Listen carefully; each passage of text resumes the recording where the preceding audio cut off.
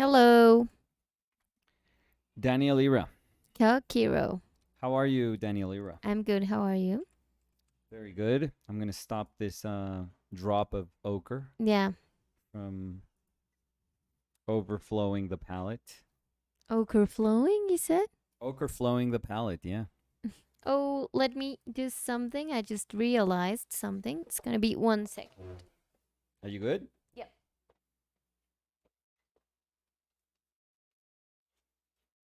Oh, it's dangling. Technical fix.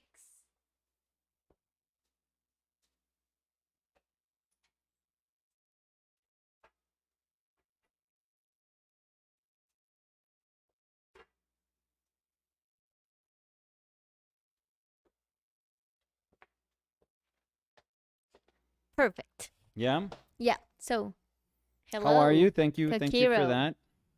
Hello again. How are you? Good, good, good. Um, Daniel Ira. I Tell know me. that people have asked us about painting with another palette, and I Yeah. promise we will. But Not today. well, this week I'm also painting for the course that we're doing, the Yeah. expressive color course that we're doing. Yes. I'm painting with a Zorn palette, Yep. and that will eventually open up into other palettes. But for this week, I would appreciate it just so that I don't have to change my palette constantly, or just add a bunch of color and then not use that color. Um, I'd appreciate it if people would understand that it's just for let's call it efficiency's sake. You know what's the best part? That we Um, get to choose oh yeah, yeah, but the you know, palette. No, no, no. Because I mean, there's no like pressure to make it oh, right now. there's a lot of pressure. No, Yeah, no. I forget who it was that asked for the palette. Ibrahim Salah, maybe? No, No, no. I I don't know, but forget. I think it was not Ibrahim.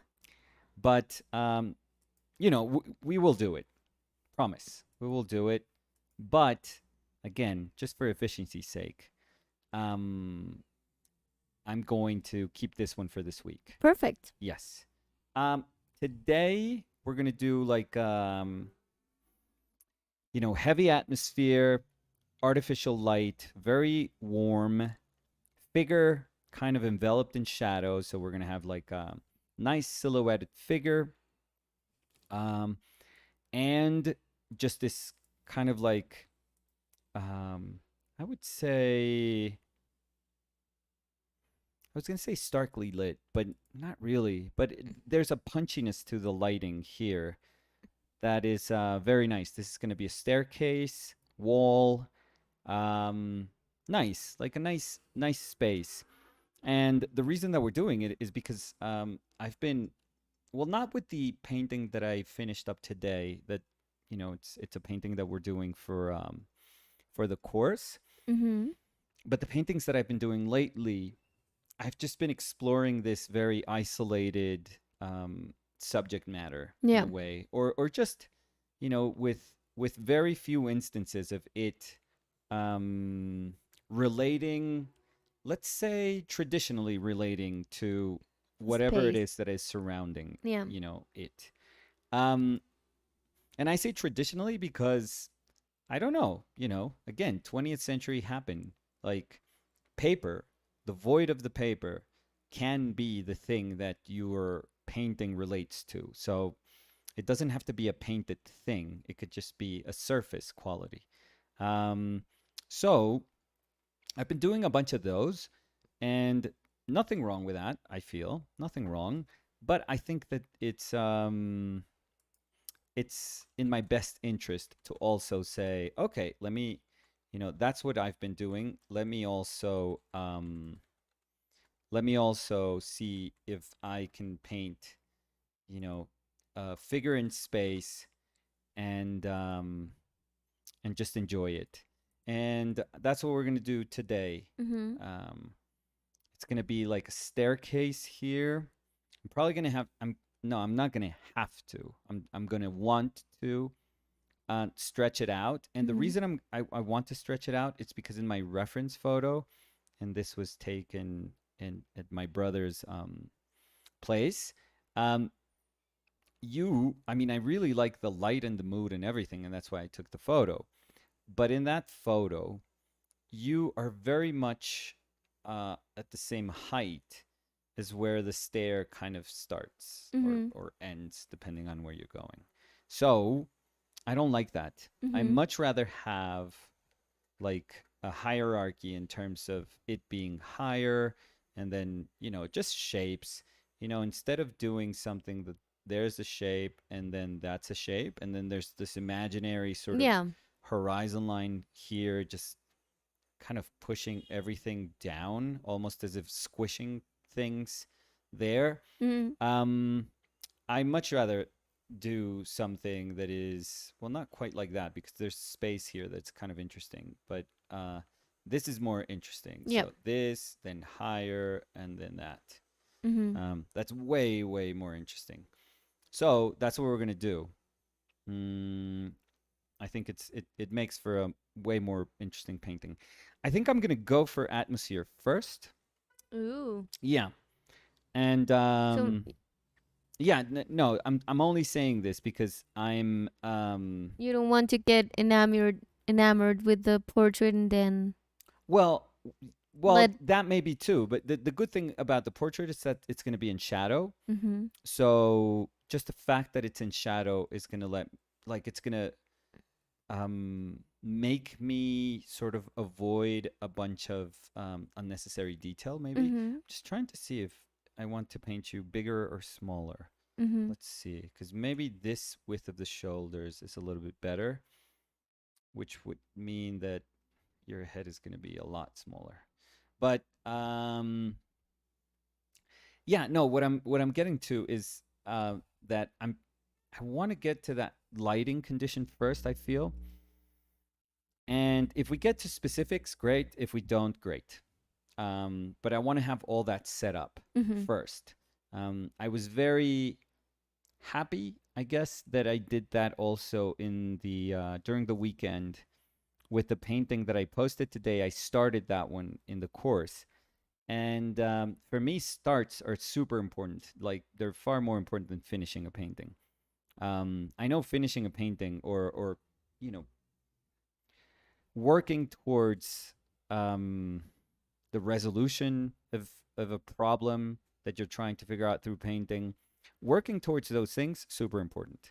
Um, but the first approach that I have, I think, dictates so many of the subsequent decisions Mm-hmm. that to me that start has to be.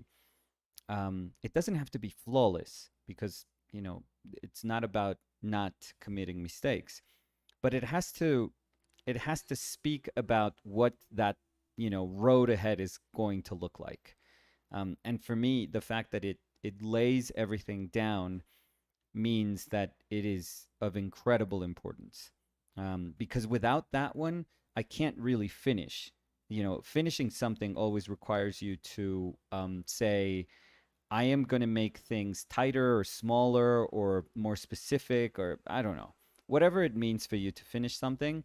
But it's always based on the road that you have traveled up until that point. You're always referencing things. You're always saying like, okay, now I have to, for example, now I have to paint details in this hand, but I have to remember that this hand has to remain in shadow. Mm-hmm. So there's always like a precondition that is dictated by that initial sort of you know that very fearless, hopefully in my case, I always try to think of it that way, approach to saying, okay, what is this painting about, and you Mm-hmm. just go for it. So that's what we're gonna do. Let me see. You need something? No, no, no. I had some brushes drawing, but I think we I have could. enough. No, no, no. We have enough here to make up for Okay. those. I feel. Um, so I'm gonna try to put with my bristles. I'm gonna. It's probably not gonna show that much right now, but I'm going to go for some of these lights here. They're very, very strong. So, because we're dealing with paper, it's going to help us, this initial kind of just scrubbing of this color. There's quite a bit of paint in there. It's not going to be as, the surface is not going to become as almost unapproachable as if you were doing it on top of a primed substrate. Mm-hmm. So the fact that it's absorbing will let me make decisions on top of this. And it's very peculiar, but it actually allows me to also, if I have like a very light touch, to not disturb some of the brush strokes that I have underneath here. So it's just very, very weird because you wouldn't expect that to happen in an oil painting in one session. So it's a very cool thing that happens with a very absorbent substrate. So that's why I've recognized that about paper. And when I put paint down initially, I'm super comfortable knowing that it is a lot of paint, but it's not going to be an obstacle. So it's not going to be something that I'm going to say, oof, I have to leave that for tomorrow. What this brush is doing, which is kind of annoying. I mean, this is me, by the way. Living hairs? Yeah, and I will, I'll ask you to like stitch up two pieces of paper or, piece them together, and it's all fine. And I'll put a piece of tape when it's like torn, and it's fine.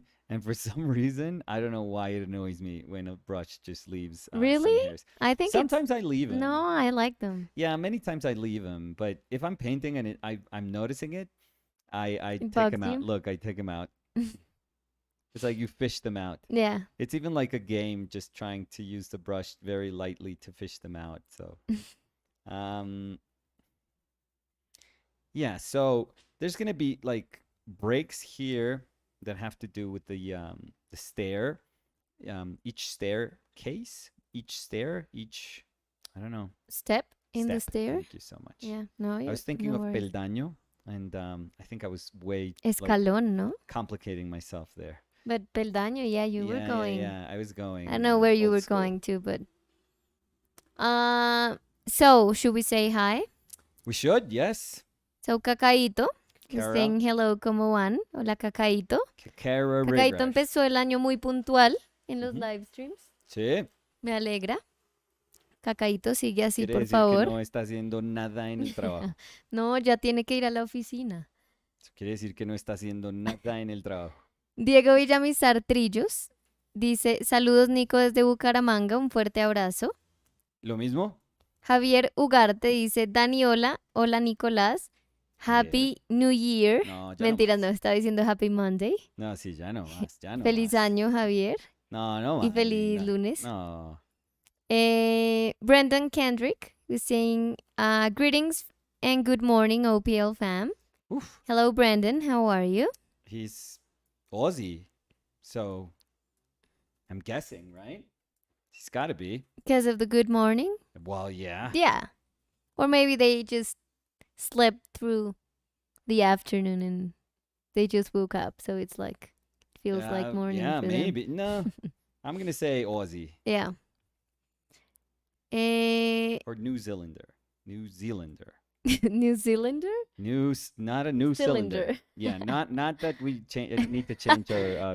Brandon is butane a new gas. cylinder. Yeah, yeah. no, not that type of cylinder. Andrés Pinzón dice, hola, Andrés. hola Nico y Dani, feliz inicio de la semana. Lo Hola mismo. Andrés, feliz inicio de la semana también. ¿Cómo está Andrés? Gosia Sicolas or Sicholas was saying, good evening, Danny and Nicolás. Hello. Hey Gosia, how are you? Good evening to you too. Javier Ugarte dice, Nico, paleta Javier. Zorn. Sí, estaba comentando que es que estamos haciendo un ejercicio en el curso Ujú. en donde estamos introduciendo como matices y entonces como estamos yendo súper despacio, la introducción a matices la hacemos desde esta paleta que para mí es mucho más digerible que hacerla desde una paleta de primarios, por ejemplo. O sea, en donde uno ya cuente con que todos los matices primarios tengan saturación. Entonces, para mí esta paleta es como de las cosas mágicas que tiene la pintura porque es una paleta súper sofisticada si uno de verdad la quiere usar como, o sea, para toda la vida y uno quiere entender los límites y uno quiere tratar de hacer una pintura que de verdad reflexione sobre todas las cosas que se pueden como mm, presentar al observador y hacer que, porque nosotros somos unos bichos rarísimos los seres humanos y percibimos color de una manera curiosísima, que la manera como nosotros presentemos la pintura haga que ese, digamos, ese limitante de matices que hay en esta paleta se sienta súper expansivo. O sea, es muy curiosa, es una paleta súper curiosa. Entonces, una paleta que uno le puede decir a alguien que está comenzando a pintar, hey, vamos a usar esto, y tiene mucho sentido usarla, pero también es una paleta que se le puede decir a una persona que sepa ya pintar muy bien, oigan, vamos a usar esta paleta y la exigencia es también grandísima. Entonces, no sé, hay algo súper atractivo para mí en eso.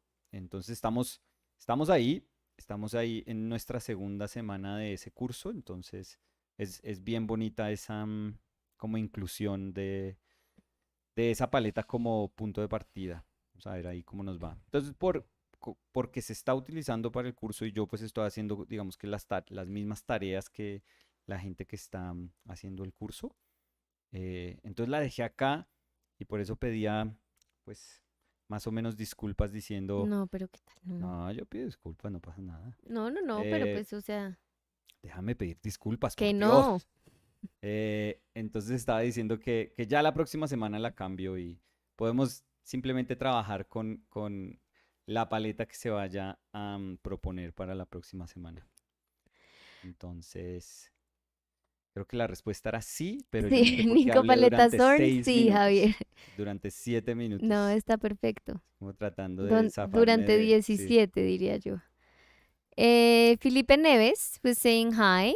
Hi, Felipe, how are you? Felipe, Darian Gallardo dice hola a Darian, todos. Hola Darian, Dalliardo. ¿qué tal? Gabriel Pozzo was saying Pazzo, hola Dani Nico. Nico, pazzo. feliz año No nuevo. empiece. Chao. Feliz Bloqueado. año, Gabriel. Feliz año Estuviera yo también. a cargo de ese chat. Feliz y próspero Blocked. año. No, no, pues tú estarías sin chat de Blocked. bloquear a Sí, todo el pinto mundo. solo. Se vaya todo el mundo. Ay. Feliz año. Herax was saying, hello, I'm not sure how to balance traditional training with training for concept design. Should Uf. I do more concept design and less traditional training? I have 2 years of drawing experience. Thanks. Um, So I would first ask, what do you want to do? you Because I don't could. know, I could say that you could they do can do both. both. No, for Yeah. sure. Yeah, yeah, yeah. But if they are kind of in a having like problem thinking that they should do less of one and more of the other, I would first ask, what do you see yourself doing? If he says, or if they say both, then both. But maybe Yeah. they want to. What usually, and I'm going to speculate, but what usually happens when somebody asks this question is that their current job or their prospect of work Mm-hmm. um, kind of demands that they have a very specific tool set. No, no, Like I get that. they need to have experience doing very, very specific things. Yes. So it is in your best interest if you want to do character design to understand what it means to work within character design. Mm-hmm. Or if you're doing backgrounds, or if you're doing, I don't know, layouts, or whatever it is that you're doing, storyboards, or I don't know, whatever it is that you're doing that's super specific. It's always a good idea if you are like job oriented, like if you're at a point in your career that or in your education and you're just kind of gearing yourself towards something that you really want, it's good to be specialized in it. It's good Yeah. to work towards it so that you either have a portfolio that speaks about what you want to do, or that you know you are you your aim is just to get better professionally because you just love that industry. So whatever your reason is, it could be one or the other. I would say that they're not mutually exclusive. Now, if it is about efficiency, sure, you can, you know, put a lot of the effort, let's say, I don't know, 70% of the effort, 80% of your effort into doing what your job entails and what you're supposed to get good at and what will give you a chance to get, you know, um, a job and hopefully secure that job or move up in that job, whatever it is that you want to do professionally. Um, but I would say that there's a reason why many concept designers, um, many pre-production artists, they, you know, whenever they can, if they have a break, it could be a lunch break or it could be a break after, you know, whatever it is that they're working on is done. It could be a video game, it could be a season of an animation, it could be anything. They'll start to go out and paint from life. Yeah. They'll go to, you know, drawing from life sessions. They'll kind of like desperately want to find some sort of balance because I do think if you are very job oriented, that's an amazing job. I am like your audience, 100%. Like I love animation, video games, you know, movies with VFX. Like I really love all that stuff. So you guys are my heroes. Um, so, but I also understand that you guys work like crazy. Like you guys get overworked, and it's a very very cutthroat industry. Like you have to be top of your game. You have to be flexible, but you also have to be super talented. You have to know a ton of things. It is really crazy how integral of an artist you have to be if you choose that industry. It is pretty overwhelming, I would think. Um, but you know, and I totally understand if you really want to be part of that industry, but there's also a side of you that it's kind of like this artist side. And you know, usually when I say artist, I refer to people that are more inefficiently oriented because what you want to do is just try things out and see what happens. And sadly, in an industry that demands like so many results, there's not enough room to try things out, at least not in a stage where everything has been already designed, let's say, that you already know the look of something or the tone of something. So you can't really take that many chances, or you have an art director that has already sort of figured out how things are going to look. Um, so, um, yeah, you just have to be a little intelligent about it. You just have to, you know, whenever you have the chance, just take advantage of that moment. Like really savor it, take advantage of it, and work your butt off in that, you know, whatever it is. It could be your lunch break every day, and you have like an hour to just, you know, doodle around or go out and just, you know, you know, eat in your car while you paint something outside, which is, I know a lot of people that are fantastic professionals. And they're, you know, artists that I know personally. They'll do that. They'll just drive in their lunch break and park, you know, have some lunch, park their car, take their wash set out, and do a painting during lunch break. Do a nice little kind of alla prima plein air sketch during their lunch break. And that, you know, a lot of people won't understand that because they'll say, "What are you talking about? Like you're working? You know, is that what you want to do in your break? You want to keep painting?" But it's a different type of painting. It's completely different, and it kind of keeps you sane. So, yeah, just manage your time, and whatever time you do have in your breaks, be it a longer break or very short breaks that are distributed during the week, seize them. Like really, if you have half an hour, paint the shit out of that half an hour. Like, and that doesn't mean paint quickly, like do 1,000 paintings in half an hour. No, it means like your brain has to be into it. You know, your whole body has to be into it. Like if it's half an hour, just honestly paint the coolest, you know, sketch that you can paint in half an hour, and that's about it. That's more than enough time to do something, by the way. So, yeah, just try to strike a balance. But you're the only one that, here I've been talking, but I don't know you personally, but you're the only one who's going to know what that means, like what that balance means. Okay. So try to identify that first, which is super, super important. And then, you can then plan, how to use your time. Um, I would say wisely, because saying efficiently to you guys are all about efficiency. So I feel bad saying like, yeah, just be efficient with the free time that you have.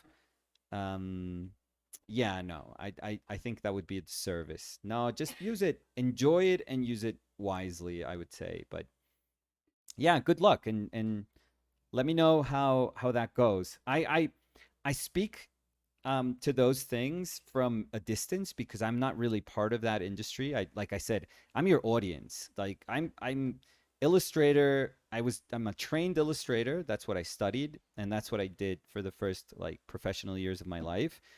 And so I still adore illustration, let's say, and what you guys do in my mind, it's always like illustration adjacent. It's how, this beautiful world of illustration that I always loved, kind of morphed into and adapted into like, the 21st century. So I have nothing but enormous respect for you guys. So but the truth is I can't speak from experience. I can't tell you guys, like, I wouldn't be able to tell you, oh yeah, I know what that sort of crunch feels like, or I know what sort of portfolio, exactly what sort of portfolio you should show for this. No, it's not quite what I do, but I do know what working your butt off for something is, and what working tons of hours for something is, and what being completely enamored by these very inefficient things feels like. So I know all those feelings. So I think that those are things that we all share, ultimately. So I'm probably speaking from the place where I understand, the life of the artist. So because in the end, we're all very similar. Like there's specifics that are quite different, I would say, but in the end, we all share something that's super, super similar. So like a life that is very similar, I would say. Kevin AK was saying, LOL, I'm literally in my car on lunch break watching you guys and simultaneously drawing in Procreate on my iPad. Hell yeah. Hell yeah. That's how it is. Yes. That's how it is because it just keeps you sane. I totally get it. I totally get it. Kevus Kes was saying, hi all. Hey Kevus, how are you? Fabio Alonso Castrillón dice, buenas tardes Daniela y Nicolás, Don Fabio. saludos para ustedes desde Medellín. ¿Puedes nombrar por favor los colores que tienes en dicha paleta? Sí, no se despiste por estos. Esto es Sí, un, esos no están en sí, uso. este es un gris que premezclé para otro ejercicio, Ujú. pero esto era blanco y negro y ya.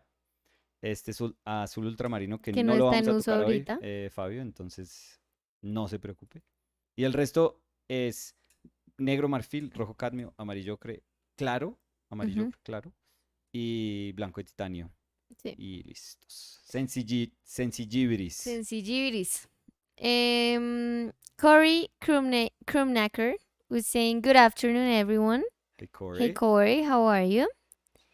Joao Gabriel Tavares de la Cruz, Mm, Gabriel, was saying, estaba diciendo, ¿y qué mm. te motiva a pintar?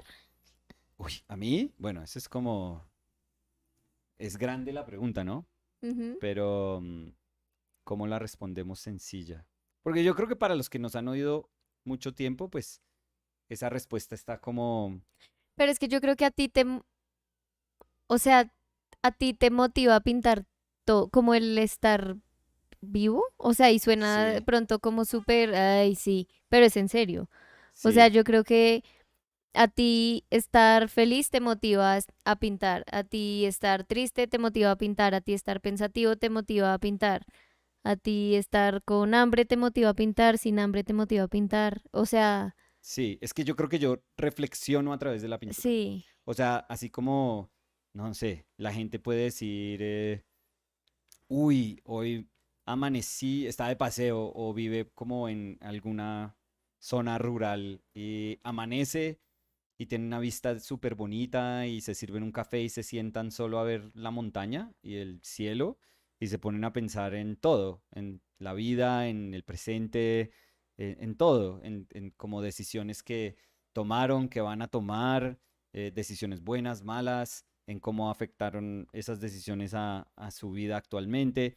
O sea, todo ese tipo como de reflexiones suena curioso, pero yo siento que cuando yo estoy pintando, como que es mi espacio para hacerlas. Sí. O sea, siento que ese es como el espacio que necesito para como que la cabeza se, no sé, se purgue un poco Mm. de basura, porque todos pensamos cosas que son como pesos que son innecesarios, digamos, Ujú. como pensamientos ahí que le dan vueltas a la cabeza que lo único que hacen a uno hay veces es como confundirlo. Entonces, yo cuando pinto quedo reseteado, quedo súper bonito. O sea, me siento que mi organismo y pues, mi mente en particular me lo agradecen muchísimo porque quedo súper liviano. Ujú. Entonces, sí, yo pienso que eso es lo más grande. O sea, al final, por eso, digamos que yo trato como de hablar acerca de lo que, de lo que es la pintura cuando no necesariamente se pone énfasis en la pintura como resultante. Ujú. Digamos que si yo me siento a pintar y yo digo, bueno, ¿cuál es el valor que tiene este acto de pintar? Y yo hablo mucho acerca de el valor que puede tener ese, digamos, esa decisión de sentarse a pintar, por más de que la, digamos que la pintura no sea buena, o uno no considere que el ejercicio de ese día fue satisfactorio, que le terminó como gustando a uno, o no sé, yo trato como de aislar mucho que el resultado dicte el valor que tiene una acción, Ujú. sino como pensar que existe un valor muchísimo más profundo. Como en el acto de pintar, Sí, más que... si se separan como esas dos nociones, si uno logra entender que independientemente de cómo haya sentido uno que le fue ese día pintando, que al final no importa, eso no es lo que importa. Lo importante fue que, no sé, como que el día lo cogió a uno pintando, como que ese día a día lo, lo, lo entendió a uno pintando. Ujú. Eso a mí se me hace súper bonito. Entonces, sí, de pronto mis razones para pintar son como un poquito, mm, casi que diría yo, hasta ajenas a la pintura. O sea, son todas posibles por estar Ujú. pintando, pero después se vuelven como ajenas, o sea, se vuelven como mucho más grandes que el pintar. Porque pues uno estar como en tranquilidad o en paz con uno mismo, para mí eso es más chévere que pintar, ¿sí que pintar, ay, pinté un retrato y me quedó chévere, pero yo puedo estar súper atormentado mientras hago una pintura chévere, y eso no es, yo nunca como que cambiaría una pintura por buena que sea por cargar como con un tormento. Ujú. Entonces yo prefiero es estar súper tranquilo, contento, y creo que eso me lo proporciona la pintura, y creo que me lo ha proporcionado porque como que cada vez me separo más de entenderla como algo que simplemente se juzga a partir de los resultados que uno tiene con ella. Samuel Eli was saying, hola everyone. Hola Samuel. Samuel, Cosette Pineda Cosette, dice, feliz año nuevo, no, guapos. Se les vamos, extrañaba. Feliz año, Cosette. Feliz año. ¿Qué tal el nuevo año? ya no quiero estar ¿Cómo ha acá, empezado el nuevo año? ya no quiero más. Uh, Borden Lime was saying, can I ask what camera you use to record? I'm trying to Sure. find a camera for long form recording, painting slash drawing, and I like what detail your camera captures. Oh yeah, we have a good one. It's a Sony Alpha 7 III. Yep. There's an Alpha 7 IV now Yep. but that also means that the Alpha 7 III is It's far cheaper cheaper. now. Yeah. So that would be, if you want to invest in it, and it's obviously an investment. It was an investment for us for sure at the moment. We got it. And we have a sonar. I think it's a 55F. Oh, geez. I forget how much it opens. 1.4 maybe, or 1.2? I don't know. 1.4? It's the Sonar 55, which is a very sharp lens also. They're super super sharp, crazy good Sony lenses. No, actually no. This one's not the 55. This is a Tamron that I had for my other camera. I had a 5D, and this is a Tamron, an 18 to 24. No, a 24 to 75. I'm sorry. So 24-75 zoom lens, Tamron. It's also a macro lens, so it's pretty cool if you want to shoot painting because it allows you to get super close. Not super super close like a macro lens would, like um a very specific macro lens would, but it still allows you to get a lot closer than your regular lens. So it's a Tamron, but it has I think it's a Sigma converter, if I'm not mistaken. So a lot of stuff going on. So it's the Sony Alpha and a converter, because I didn't want to buy a ton of lenses, knowing that I don't know, I have about 5 Canon or lenses for my Canon. I'd say I have 4 Canon lenses in this Tamron, and it was just annoying to me to think, oh my god, these lenses are useless now, and they're not useless. Like, the converter works really really well. The only thing it can't do is autofocus. So It can. It just can't in the video format, oh but yeah, it yeah. can. For what we're doing in video, it can't autofocus. They're not as sharp also. Like, these lenses, they were meant to work for cameras like, 15, 18 years ago. Nowadays, lenses are just getting sharper and sharper, And and yeah, expen more expensive and more they're more, yeah, expensive, so. well, those lenses are still quite expensive, but yeah, some of the Sony lenses are crazy pricey. Um, but yeah, all you need is like a sharpish lens. If it's good for low light, then great, because available light is usually something that's tough when painting.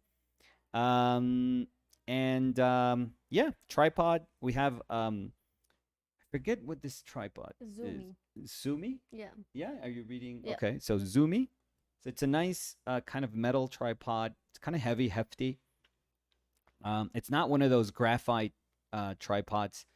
Those are really good. The really good ones tend to be very expensive. And we have an arm. We have an arm. We have a ball tripod that we not a ball tripod, a ball head. I'm sorry, that we put the camera on at the end of the arm, and We have yeah. So lights. oh yeah, and a couple of 2 got lights. these lights, but we got them only last year at B&H. They are GVM. GVM. Is Yeah, that that's the brand. So GVM. GVM. What are they, about 12 inches? The round, kind of frosted lights. So a lot of YouTubers use them as a ring light almost. They put it, straight to their face. And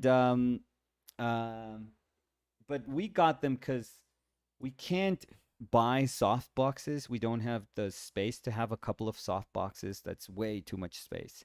So this is like a really good alternative. I think they're space friendly. They're big, but they're space No, friendly. they're very space And friendly. those are on tripods too. So it is. If I sneeze, I probably can trip, over 1,000 cables that we have lying around while we're recording. So Well, but it is what it is. it is what it is. Yeah. One of these days, all of this will be wireless. So I think I'm gonna be alive when that day comes. I feel. Cosette Pineda dice, ya no quiero estar acá, ya no quiero más, jaja, te escuché. Sí, Cosette es que está haciendo el chiste porque yo estoy diciendo feliz año a todo el mundo. En marzo. Y Nicolás vergüenza. dice que ya pasó el tiempo de desear feliz año, pero nunca pasa el tiempo, entonces feliz año, Cosette. De nuevo. Ya no quiero más. MCLA Films Mm-hmm. is saying hi guys. Okay. So hey David, how are you? Cody Winnicky was saying hey everyone. Hey Cody. Cody, how are you? What are you doing, Cody? Steve Weed was saying, Nico, can you talk a little bit about the difference in illustration and fine art? Would love to hear your thoughts. And Steve was also saying, hi Chili. Oh, Chili's Chili in the is asleep. back Yeah. sleeping. Yeah. Yeah. She was at the park Yeah. and she played with some dogs. So she is super tired, Yeah. but happy. She's in her case, but if anyone's questioning that, like she's super comfortable there. She's such a small dog that for her that space is like She's in a perfect. what? Her case?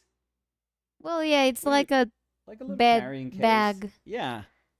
It's like a spaceship, to be Yeah. honest, because Yeah, it's no. She's so huge small that for her that space is awesome. and And she loves it. and she loves to like nestle into things, to Yeah. like burrow into things. She'll like nose dive into like Your the arms when you are yeah, like the holding little her. nook of your like elbow or Yeah. something. She'll just like really nestle in there. So she loves to be like super compressed and Yeah. just like burrowed in anything. Yeah, because she has beds, like plain beds. I don't know how to call them. Yeah, Dog beds. yeah. Uh, but she loves like the little houses, I call them. So, and Samuel Eli was saying it's a Chihuahua thing. Haha. Yeah, Oh, yeah, it's maybe. Yeah. amazing. Yeah, So, they're the incredible. question Yes, the question was, can you talk a little bit about the difference in illustration and fine art? Would love to hear your thoughts. okay. So It was there's Steve asking, by okay, the way. thank you, Steve. I mean, there's obvious differences for sure. The very nature of what you do in terms of what drives the work that you're doing is quite different, and I think that that's where it becomes um, evidently different from one another. But I am the sort of person that sees way more similarities than differences. So probably when I answer this question is also a you know a way of pushing my mindset where I don't know, I don't categorize people like differently. So in my mind, if I think of the artists I admire the most, I don't think of okay, let me do a list of illustrators and then let me do a list of painters, let's say, or fine art painters. I never do that. I think of everyone at the same time. Like for me, it's as exciting to see, let's say, a Dean Cornwell as it is to see a Rembrandt. It's as exciting to see a Rockwell as it is to see a Rubens. It's exactly the same. I have to be super honest here. For me, it's exactly the same. So I don't make too many differentiations if I have to be super honest. I collect statues and figures, and for me, I make no difference in my brain when I see like a statue of Hulk that I think it's a tremendous sculpture than if I go to a gallery and I see a sculptor doing their work. To me, it's the same. It really is the same. So the only difference is intent, I guess. You could like super easily just define it as that in the sense that when you're doing an illustration, for example, when I was an illustrator, there was an art director. Like, let's say this is a very traditional job. So there's an art director telling you, hey, this is our client, and they're trying to do this. And this can be anything. It could be a print job, it could be an animatic, it could be storyboards, it could be character development, whatever it is. It doesn't matter. It could be anything. It could be a children's book, whatever. And usually art directors will give you kind of like a direction that the client they're interpreting. Their job is to interpret the client's needs and what they are wanting to get from your image. So they are interpreting all that information. They're trying to translate that into, an image, into like visual cues that you should have when you're working on something. So usually you'll get like a sort of brief from your art director. Um, and they'll say, "Hey, we have to follow, these certain cues, and you have to try to do this and this and this, and this should have this tone, and you should push this and this." So, more often than not, an illustrator will have to answer to a lot of things, a lot of variables. There are jobs where illustrators are just like, "Hey, do whatever you want." If I think of a book by Shantan, or if I think of a book by Oliver Jeffers, I'm sure they have some sort of editing Mm, going on. I'm n- sure that but minimal. some of the yeah, I'm sure some of the editorials have somebody working alongside them, but I think that they have to be very hands-offy. It's Yeah. like it's like, "Oh, what do you want to do?" But I'm pretty sure they won't tell them, not to say like, I'm sure Oliver Jeffers can't just print whatever he wants. I'm sure that there is part of the editorial that is telling him, okay, maybe this image is a bit too much. Like, oh, that's you're going overboard with this. Not quite with Oliver Jeffers, but I'm guessing like very powerful artists that demand that sort of respect. Even they have to work alongside editors, editorials, and presses. Um, so you have to be accustomed to knowing that your word is not the final word, not at all. Like there's always going to be some sort of input, and you have to be open to to interiorizing what they're trying to tell you with that. You have to put your ego to the side, and you have to say, okay, okay, I get it. I think I understand why they want me to go to this direction, why maybe my first effort was unsuccessful in a way, and how I can adjust to just get a little bit closer to what they want. So you're constantly having to shift and shift and shift and identify what is it that they're wanting to see, what is it that they're what tone is it that they're looking for. So for an illustrator, it's super important to be flexible, to be not quite malleable, but just to understand that there's range to what you do, so that you can push that range. So when people, are asking a little bit more of you, and perhaps something that's, you may feel it's foreign to the nature of your work, you can say, "Oh, it's not usually what I do, but I get you. I think I understand what you want from this, and I can try and adapt, and I can try and see if, we can make it work out."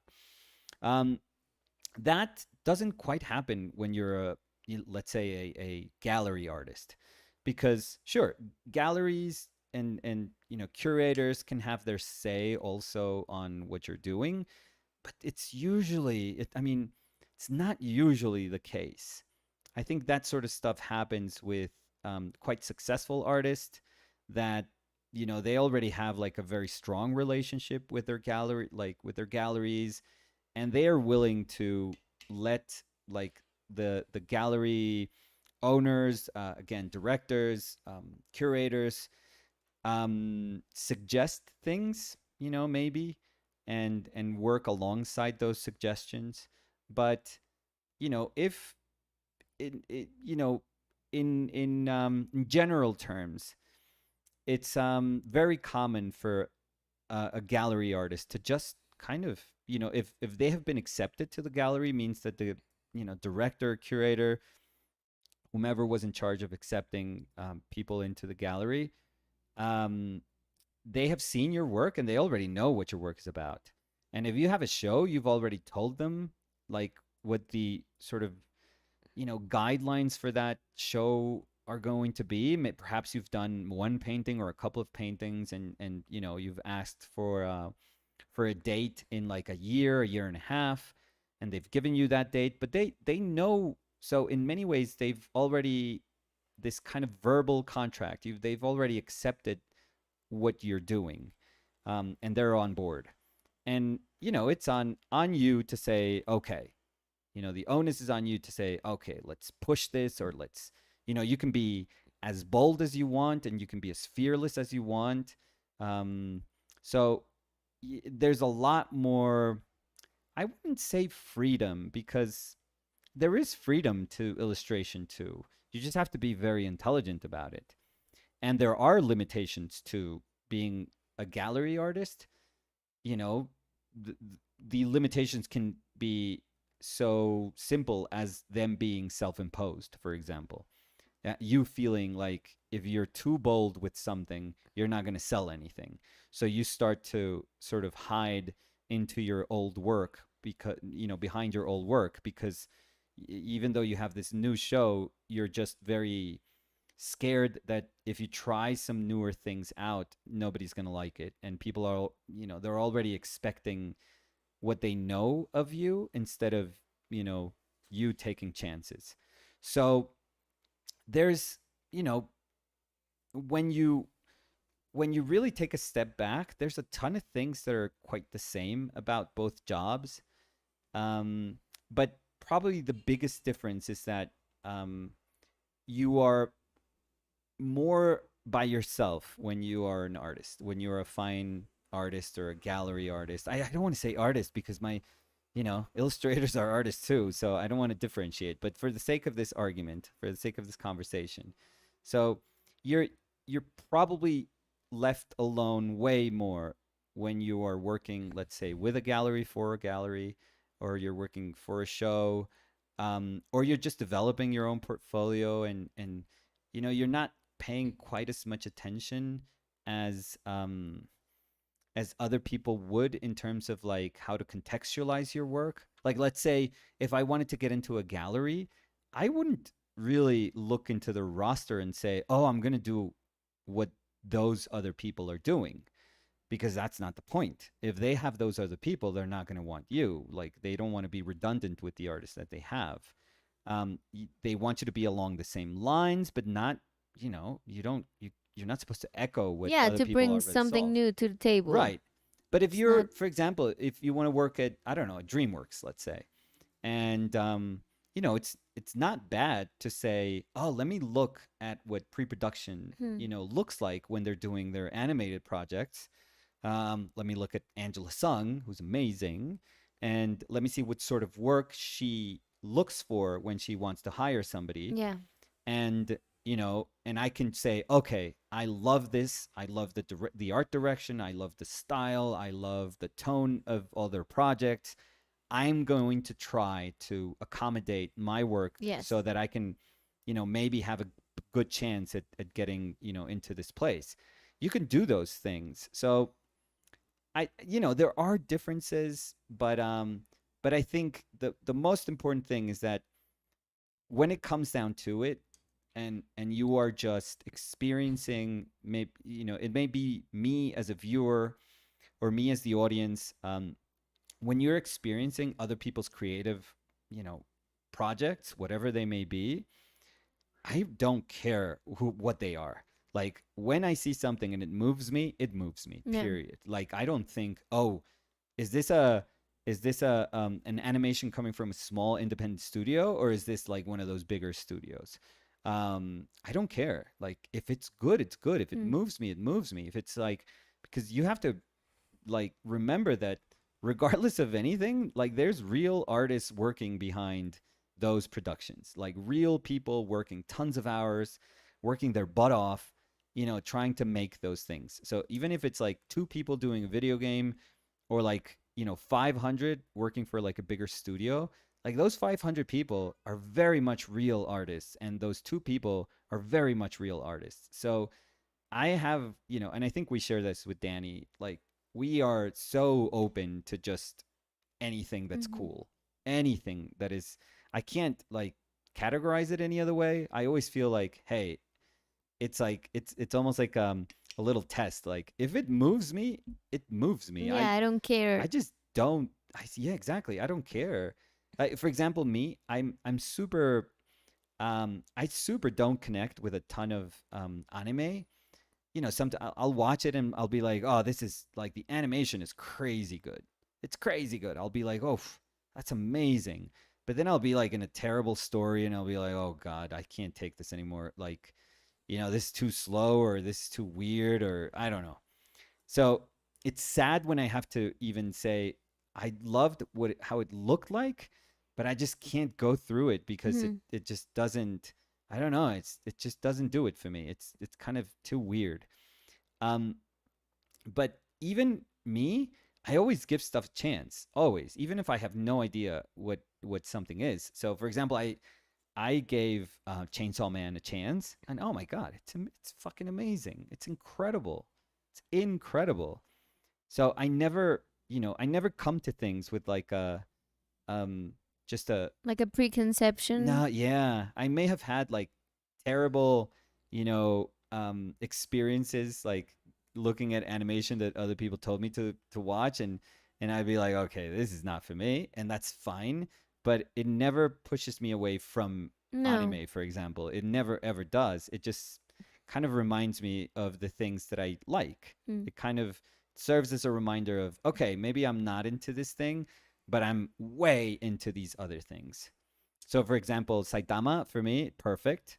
Like One Punch Man, perfect. It's absolutely perfect. And Chainsaw Man just kind of, I don't know, scratched that same itch. It was amazing. So I loved it. I freaking loved it. So yeah, I'm open to it. I'm sure that there's other people that would say, "Are you serious? Like you're gonna watch a an anime about a dude that turned into a demon and has like a chainsaw inside of him. Like there's a demon chainsaw inside of him, and that's it. Like that's what you want to watch, really." And it's like, hell yes, that is amazing. Mm. Like I didn't know it until I watched it, but Yeah. now that I watched it, I'd be like, oh hell yeah, that's incredible. Also, because the only way to know if you like it is if you give it a chance. Yeah, yeah. So, But we're very open minded. yeah. We're just we love weird sculptures and weird installations, and I don't know if it's good, it's good. Yeah. That's all that matters to I think to both of us. Yes. We don't I don't know. There's so many like cool people in this planet that just closing yourself to their work because you don't think that it's like congruous with what you do, it's kind of crazy to me. MCLA Film was saying art is like music. If it sounds good, it is good. Y- Yeah. Yeah, yeah. I mean, if you And of like it, course you it's like super it. subjective, but Of course. yeah, but I think, if you are in this path where you're trying to figure out what you like and you're just, experiencing all these things from all over the place, like, oh my God, like take advantage of that. Like Hmm. just look into everything. Look into all the little nooks and crannies and cracks and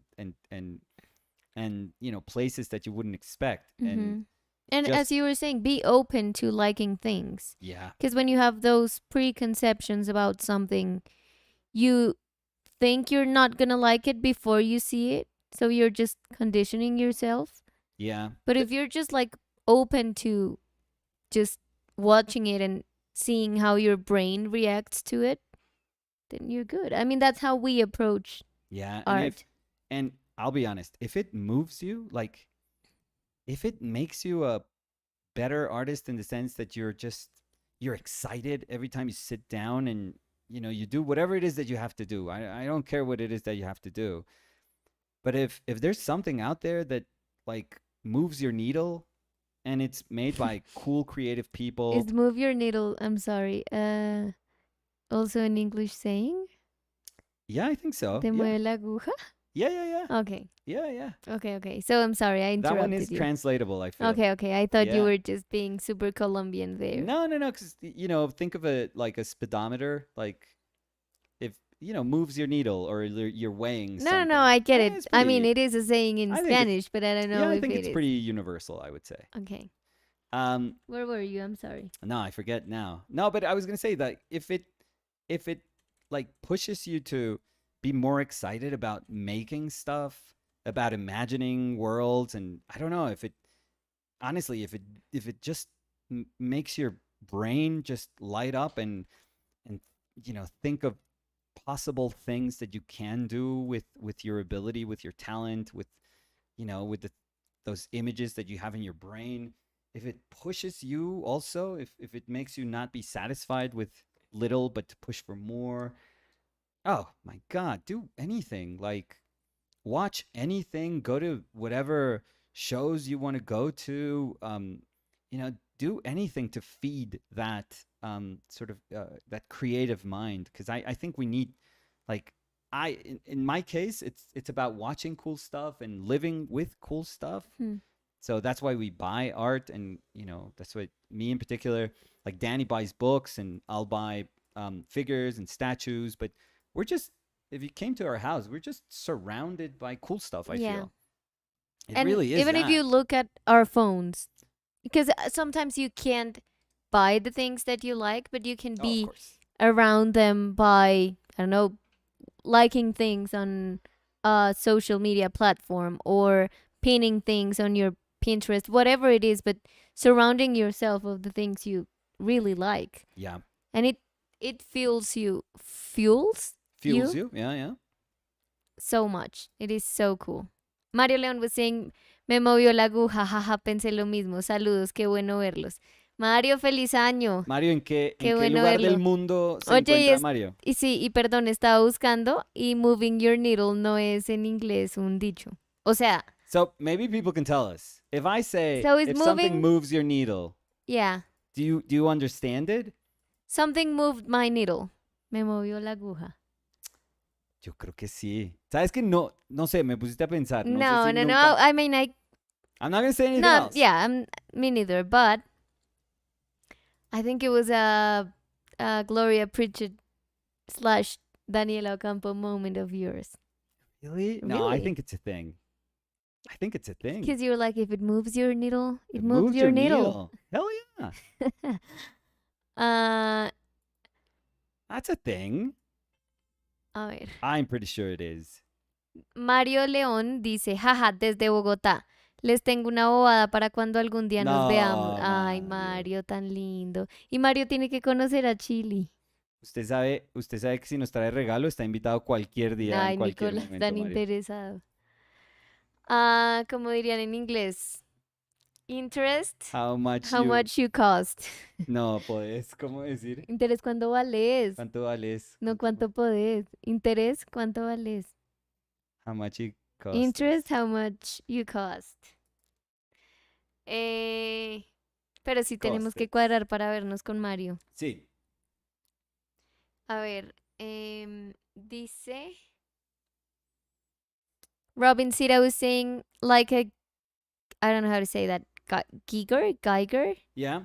counter, voltmeter. There we go. Yeah. No, Moves your but needle. yeah, but what would that mean for someone? Like if someone says that moved my needle, like what would that mean, Robin Sita? Is that like a saying? Because that's what we're trying to see. Because that's a saying in Spanish.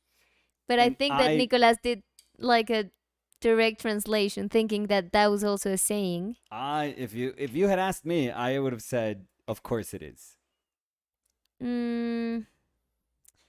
So,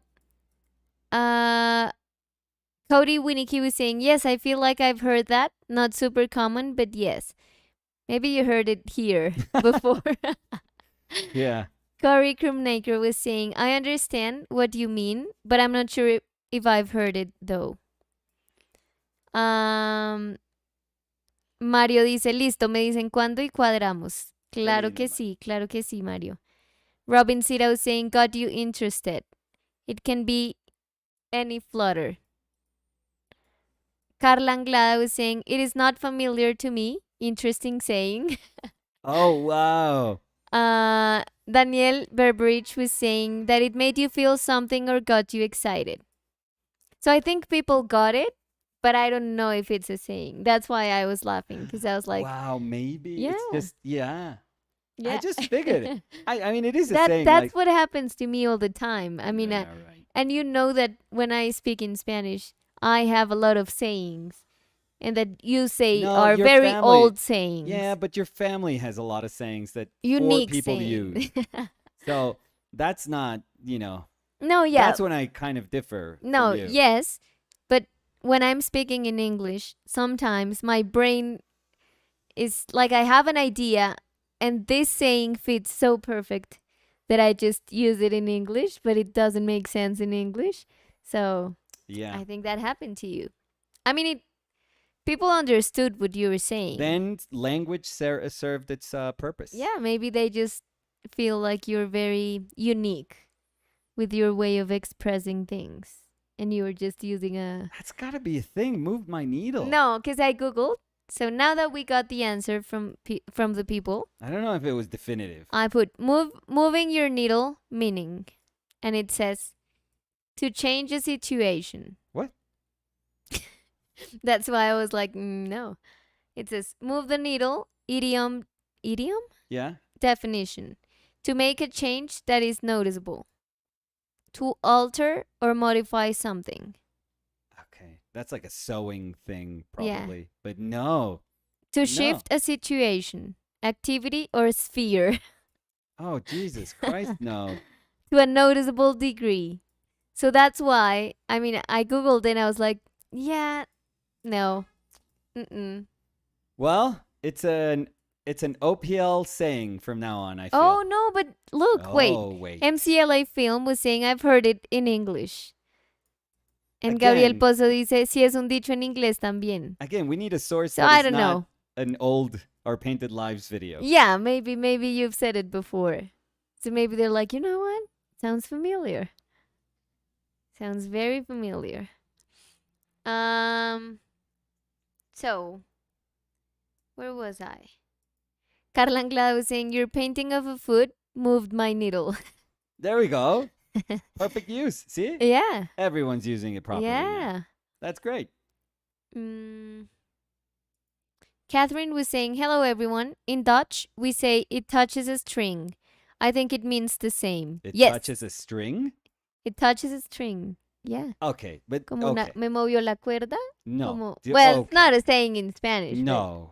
That is very specific. I think moving a needle, like the needle of like a meter or something, or you're weighing something, you know, moving a needle, I think that's like something that you can visualize.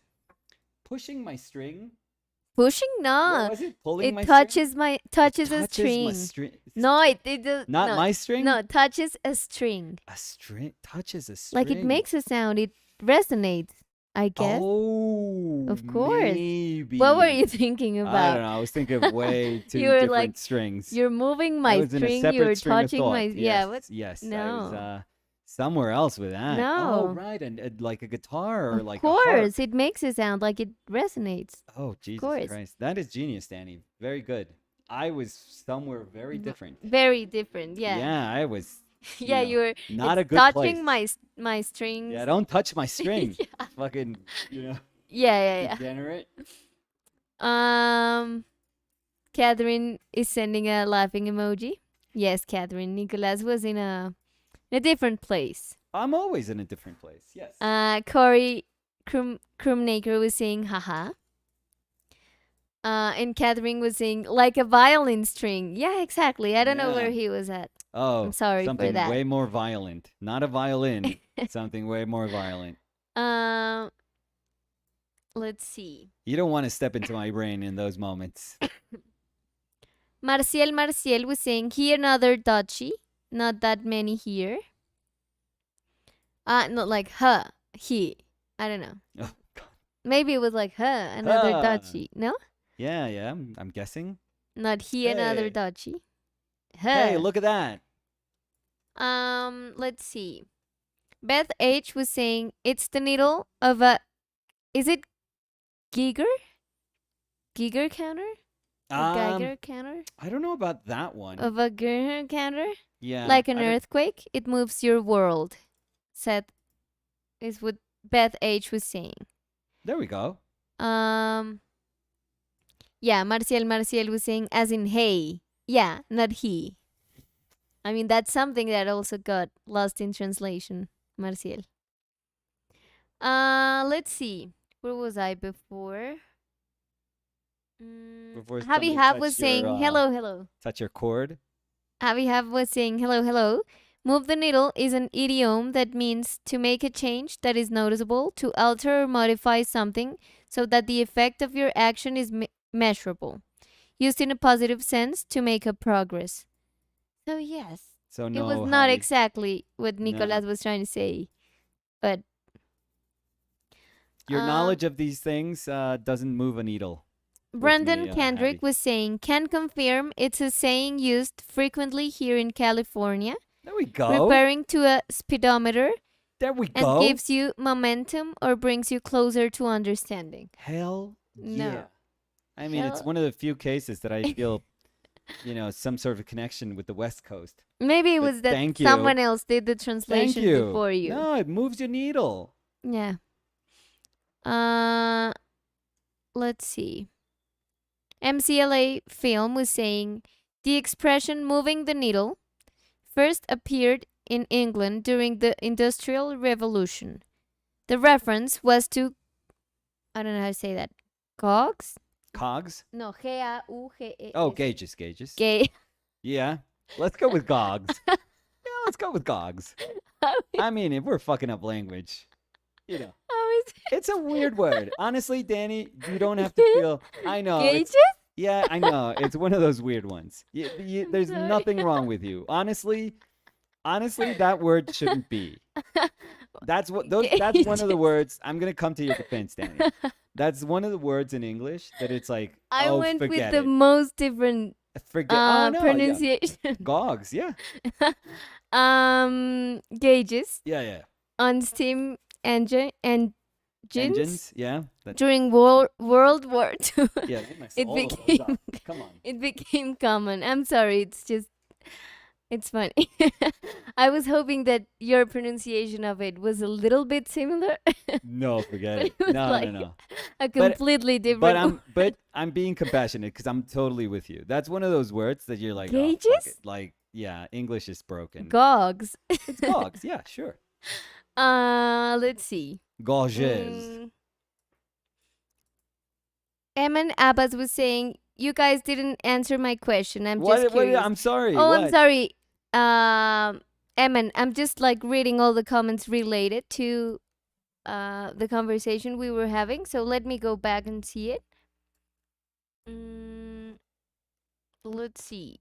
Eamon was saying, have you ever found yourself in a situation where you were confused between keep going on sharing your painting on social media or keeping your own artistic world private?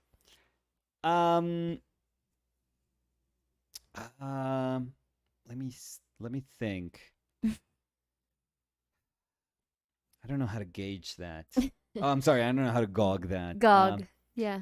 No. I think in my particular case, I think you are the one that's more private with your work. Yeah, but I do think, I mean, I remember when I met you, you didn't use your social media for that, but not because I you didn't use wanted social to. media for like anything. No, you did. I mean, you posted like a carving of a pumpkin throwing up. Yeah. So, So again, for nothing. no, I guess.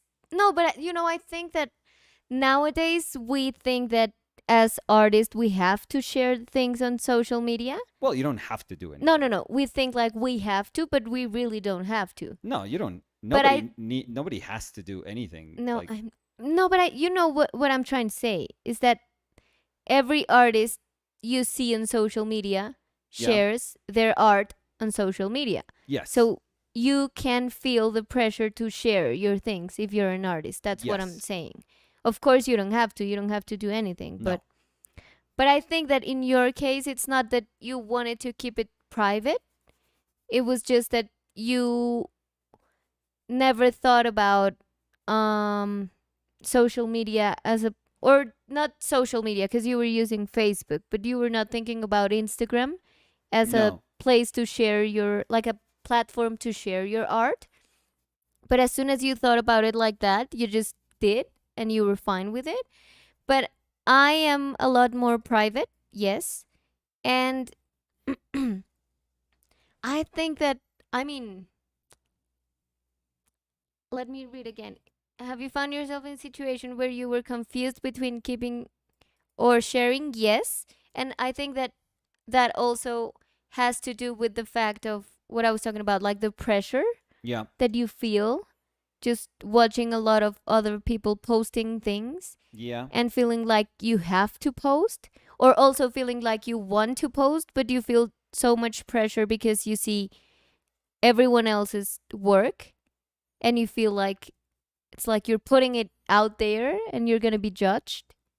Yeah. So, Or no, yeah, and important thing about this, to be very, very honest with you, is to not grant the power to some exactly. app Yes, cuz to that's what I was validate you. going yeah, that's what I was going to. And we've had some conversations around this topic. I think it was in some of the first live streams we did, I think. I don't know if Oh, you I'll trust remember. you with that. Yeah, I don't, my Yeah, but we memory. were talking about that because in my case, I used to overthink a lot when I was going to post. Like I got a kind like an anxiety to post. I would just like overthink if I wanted to post or not, and then I wouldn't, just because I was like anticipating how that was gonna go. And then I realized that if I just posted, like in my brain, what was going to happen was bigger than what actually happened. So I don't know if that makes sense to you, but I just started posting because I wanted to post, and I realized it's good. I mean, if it gets one like, it gets one like. You can't get a dislike on Instagram, so there's that too. And if people don't like it, they're just going to like pass through it as they do with tons and tons of posts. So, I mean, if you want to do it, as Nicolas was saying, don't let the app, any app, have that power on what you want to do, because at the end it's just an app and it's just sharing something. If people don't like it, well, they're not gonna like it there or in person or whatever. And if they're gonna like it, maybe you're going to be able to reach a lot of people that like your work, and that you had no idea that there were so many people that liked your work just because you were scared of posting it. So yeah. Yeah, I would say that the potential to find something good, or to find the good nature of socializing one's work, the potential of it far outweighs what we think is like the horrible part of it, which is that, oh my God, I just posted something and nobody cares and nobody likes it. What Danny said was completely right. Like, if you if you are a gallery artist and you have to and you're giving, like, either a couple of pieces to put in a group show, or you're giving the space and now it's like your space and you're going to have a solo show, chances that people chances that every single person that goes there loves your work are zero. Hmm. Like, that's not going to happen. A lot of people may go there and feel like, didn't do it for me. I don't care. I don't care for this work. And, I like their older work, or, this is totally not up my alley. This is, this didn't move me. This didn't move my needle. Um, so in the real world, you are going to encounter that constantly. Hmm. Like, whatever you do, if you're a teacher and you're showing your students, how to do an exercise, half of your students may think like, "Oh, that sucks." It doesn't. You're never going to be free from judgment. Never, ever, ever, because part of being an artist in a society, you may choose to just kind of like detach yourself from a society and just work, you know, on your own, for yourself, by yourself, and you're just making things for you. And if that's your choice, then great, that's your choice. But once you want to be part of a society, then socializing artwork is pretty much the only way that artwork gets activated, that artwork comes alive. Artwork isn't anything, in a vacuum. It's nothing. It becomes something once people interact with it and make it and shape it and reconfigure it and recontextualize it and take it as an endpoint and then take it as a starting point. It's pretty fascinating. So, um, the truth is, you can't really escape, judgment when you are an artist. It's going to be there. It could be the smallest bits of judgment, like, let's say, your partner or your friends or your family, like people that are close to you, that you do something and they happen to see it and they'll be like, oh, that sucks. That's horrible. Um, or it can be in a grander level where I don't know, people that you're applying a job to are going to look at your portfolio, or people that are attending your show and they're going to form an opinion.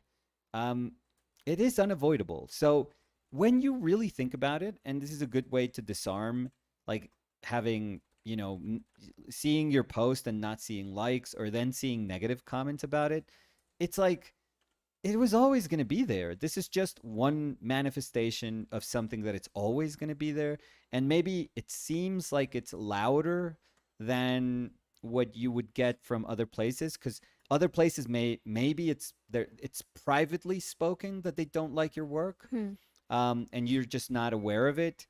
But it's just, trust me, it's always going to be there. You can't, as an artist, you cannot please anyone, everyone. I'm sorry, it's impossible to please everyone. It's absolutely impossible. So be okay with it. If you're okay with, if you kind of like give it a moment's notice, and you realize that it's okay for people not to like your stuff, and for people not to be moved by your stuff, and that you are doing it so that, what Danny was saying, like, imagine the potential of it.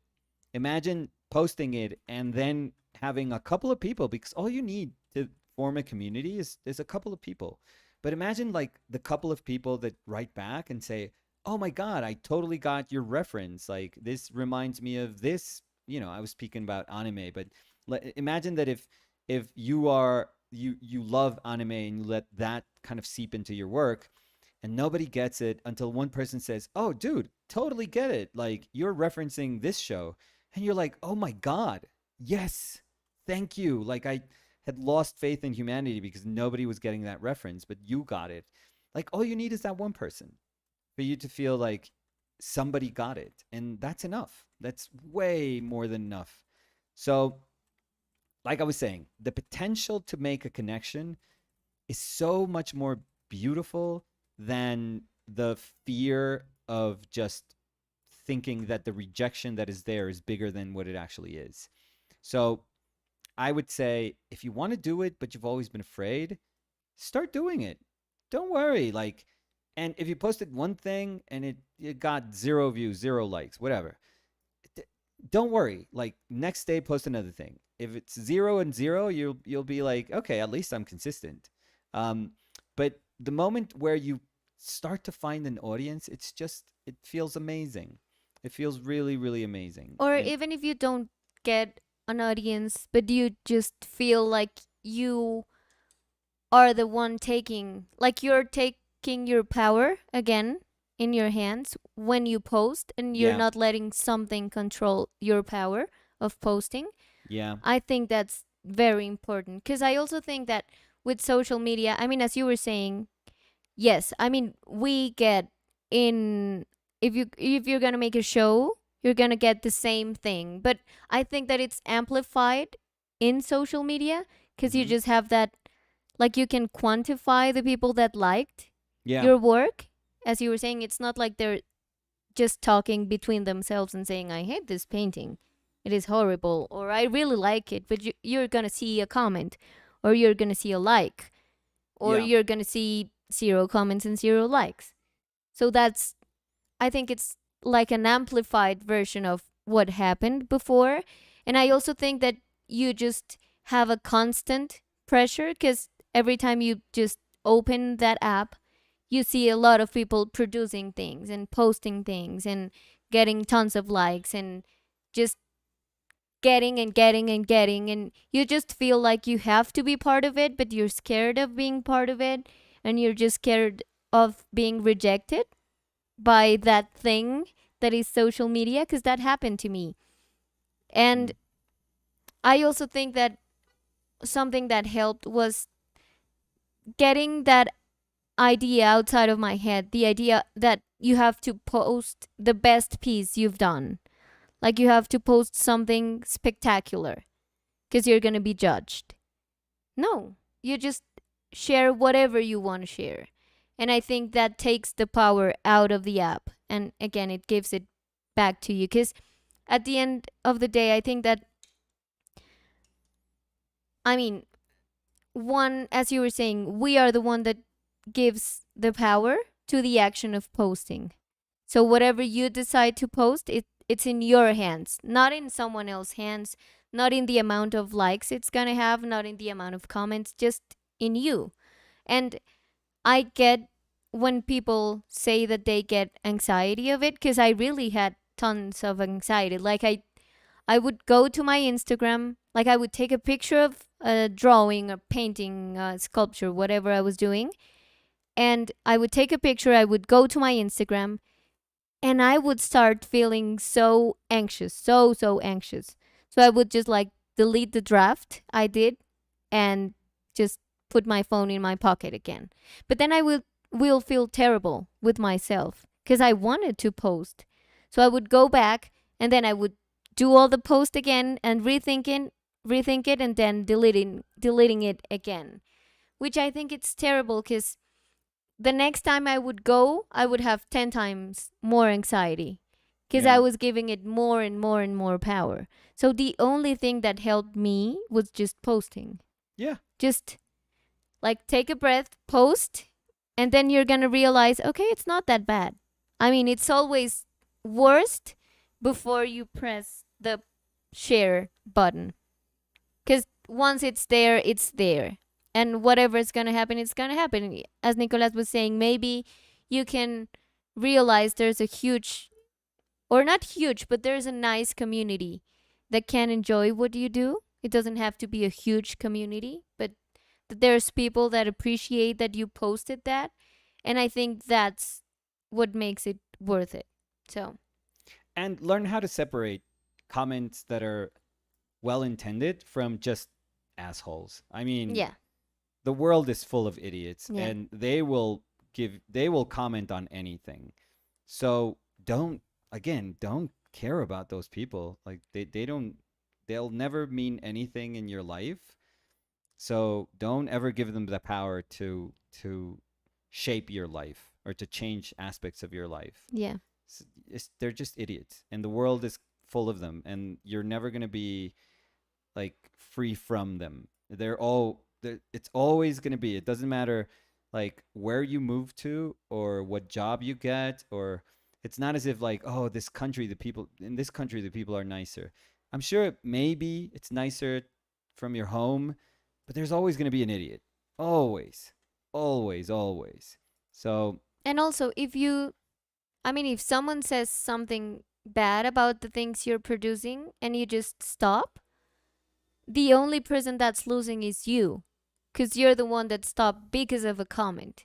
Because the other person's just gonna go around and say something bad of another painting, and then something good of another, but then something bad of something you do again.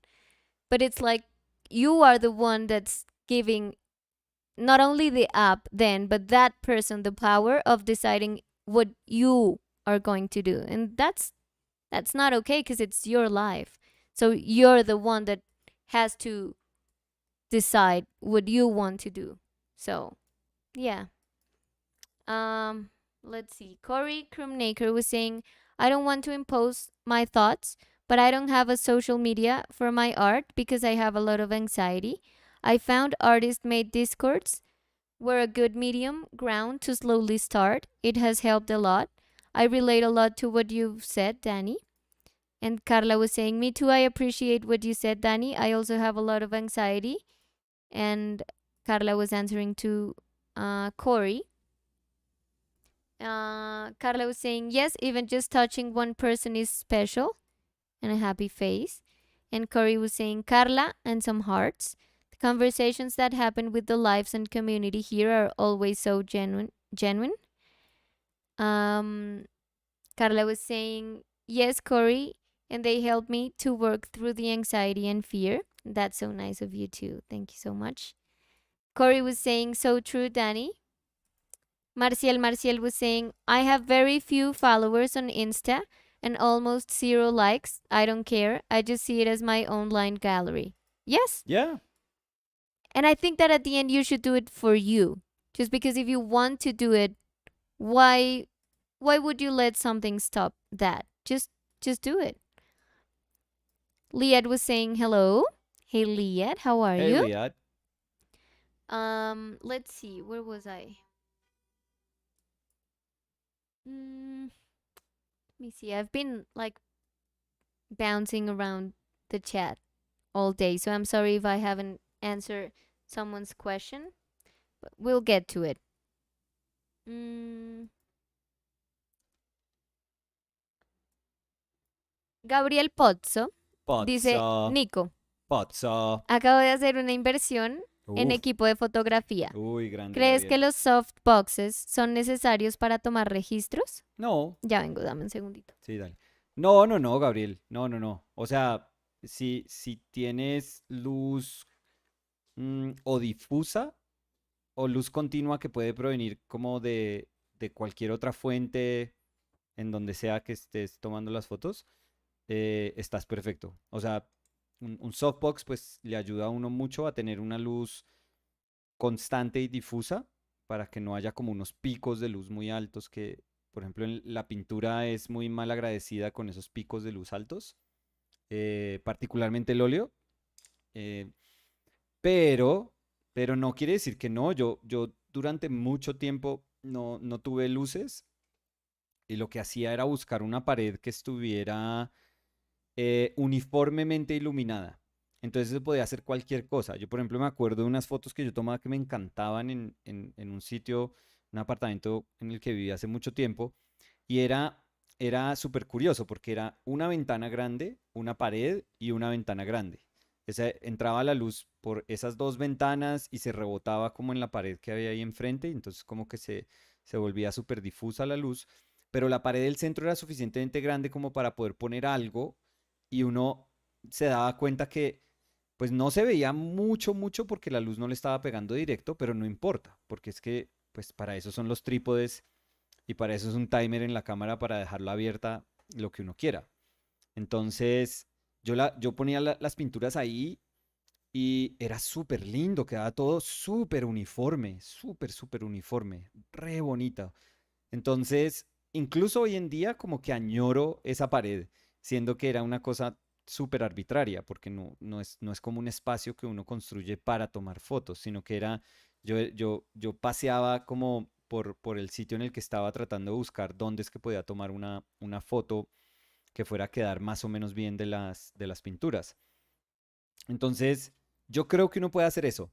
Y en últimas, si no se tiene eso y si uno tiene como es simplemente una ventana, entonces toda la luz entra como en una dirección y uno no puede encontrar ese sitio donde haya como una condición de luz, así sea baja, pero uniforme.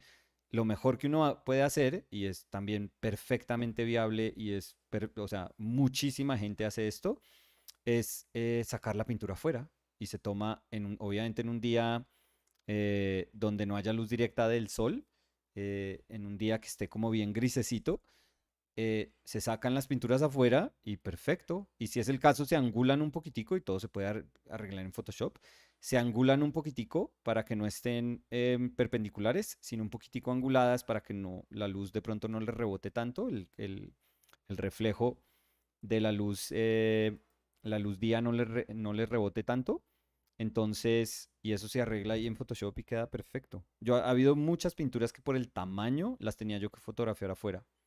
Hay muchas pinturas. Esa pintura del cuadro de Lola, el que es como de las gabardinas Sí, sí, sí. amarillas, ese que está por El ahí que en es internet. largo, sí. Sí, ese cuadro era muy grande. Yo no tenía espacio donde fotografiarlo apropiadamente porque en Ujú. ese momento yo trabajaba en la casa de mis papás y había una ventana a mi derecha. Entonces yo no podía tomar la foto ahí porque quedaba todo sobreexpuesto a la derecha y subexpuesto a la izquierda. Entonces, ese cuadro lo saqué y tomé la foto afuera en la calle Mm, y quedó una foto súper bonita. Incluso creo que la tomé en varias secciones y las pegué en Photoshop. claro. Y por eso tiene una resolución bonita. Mm, Abraham Sanchez was saying, I created my Instagram with a nickname because Yeah, I thought all the things I'm creating are not doing anything sitting in my house. So I started in that way until I was confident enough. That's a nice. great tip. Yeah, that's a Yeah, you could great have way like to. I mean, there's things as pen names and pseudonyms. So you could totally just, nobody has to know that it's you. It doesn't matter. Like, No, and it's great to.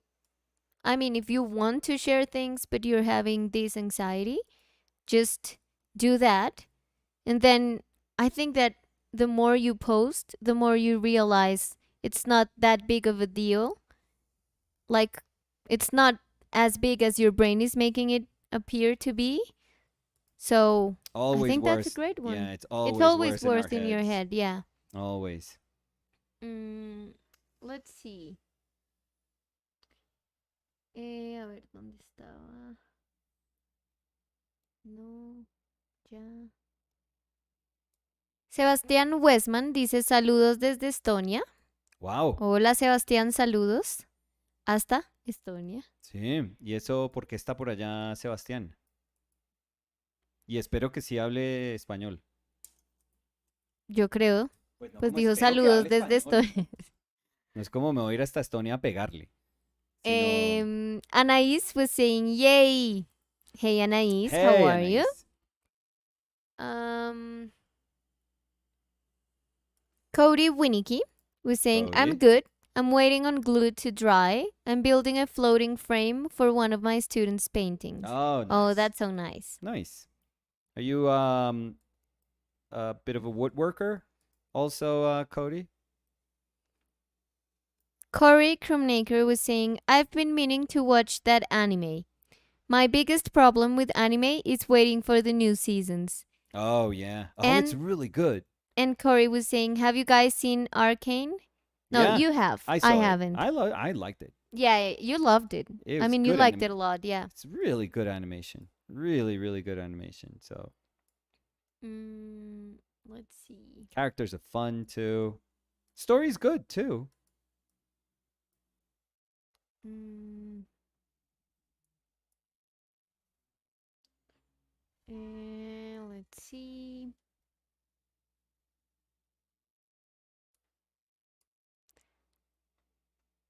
Manuel Hernández dice, estoy emocionado porque apenas voy a ver mi libro.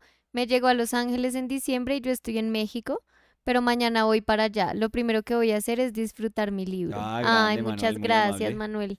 Ojalá disfrute mucho el libro, Manuel, y muchísimas gracias por el apoyo. Sí, ha habido unas personas que todavía no les ha llegado y esto es más como una cuestión del correo local. Hmm, O sea, esto sí se nos sale de las manos muchísimo, pero lo bueno es ver que todavía, o sea, a hoy hay personas que están recibiéndolo. sí, que les está llegando. Entonces, son muy, muy pocas las personas que faltan, pero sí les diríamos como tener un poquitico de paciencia que seguramente está ahí en camino, porque todos los libros los mandamos al tiempo, que eso es lo curioso. Hmm. Pero, pues sí, como el correo local trate al libro o la eficiencia del correo local, pues eso sí no lo podemos controlar nosotros. Samuel Eli was asking, what is the context of the food painting in King? Reference Menzel? Menzel? Food, oh, the foot Oh, the painting. king. Yeah, I mean, you did a little crown because it was like a love Oh yeah, letter. yeah, yeah. Uh, it's a a lot of people didn't read the hashtag, I feel, but or missed the video. So no, it's one of my favorite paintings ever. It's I mean I say it to kind of sort in my brain, but it's one of my top 5 paintings in all of painting history. That foot. So it means a lot to me, and I think it's the only painting of the 5 that haven't seen. So Really? yeah, we need to go to we need to I think it's at Munich, if I'm not I've already mistaken. packed. Yeah, or Berlin. It's I one of those mean, two, but you know we me. need to go to Germany. But yeah, it's the only painting of those that I've never seen. But I don't think it's a painting that if I see it, I'll be like, oh, Oh, for sure disappointed. not. No, no, no, no. No. It's kind of like that Kupka, that František Kupka self-portrait that was at Houston. I was sure that when I saw that painting, it would still be one of the, like, I think it's one of the best self-portraits ever. Like in the list of my self-portraits in my brain, I absolutely adore that painting. I think it's one of the best self-portraits. And when we saw it, this would be 2 years ago, actually. Um, I thought it was tremendous. Hmm. I thought it was absolutely tremendous. Like nothing about it disappointed me. No. nothing. And I think that this Menzel painting will do the same thing. But regardless of that, it's a very powerful painting to me. It's a really, really powerful painting to me. So I don't know why it has that pull to do one of those if you want to kind of feel that that's what it is. But maybe it's because in a way it's approachable. Because my other paintings are like Hendrik bathing in the river by Rembrandt. It's Goya's dog, one of the black paintings. Mariano Fortuni's I I always forget the the um the title of that painting, but it's a because it's a little boy in some beach in Italy or something. It's it's something like that. Um, but that little painting, it's postcard size painting. It just it breaks me. It really breaks me. It's one of those things that I'm like I don't know how such a small little painting can do that to me, but it's ridiculous. So it's that painting, Raft of the Medusa, and this painting of Menzel's foot. So Raft of the Medusa, I can't like. How can you try to interiorize that and digest that? You can't. It's overwhelming. This little painting of the nude boy in of Fortunis, like it's so overwhelming to me. Like it is so overpowering to me, that painting, that I also don't know what to do with it. A Rembrandt, for God's sake, it's a Rembrandt. So I don't know. I can't digest that at any level. Goja's dog. Who can make sense of that painting? So that you got to cross off that quickly off your list. Um, and then it's the foot. But when I see the foot, for some reason in my brain, I tell myself, not that I can do that. I don't think I mean, I'll ever even come close to being, the painter that Menzel was. Not even close. Not even close. He was just a virtuoso. He was different. He was amazing. But when the exercise is just, hey, look at your foot, look at your ugly ass foot, and just, you know, enjoy it, paint it as it is, and savor it. Okay, that's sounding kind of nasty, but Yeah. um, but just look at it like free from prejudice, and think of it like it's the most beautiful subject matter in the world, because that's the thing. Like in Menzel's foot, it's like an ugly ass foot. Like I'm sure in regular, the regular world, if you see somebody just walking around with those feet, it's like, oh, look at this hobbit foot, and look at this ugly ass feet. But suddenly in that painting, it's like one of the most beautiful things I've ever seen in my life. So there's such a power to painting something. It doesn't mean that because you paint it, it immediately imbues it with like something supernatural. It doesn't mean that. Um, but there's something about the act of observing something for so long, and treating it with such care and such delight and such awe. There is something about it. There is something, I don't know, that it's inherently beautiful about paying attention to something that nobody else would care about. So in that sense, I can see myself saying, I can do that. I can echo that exercise.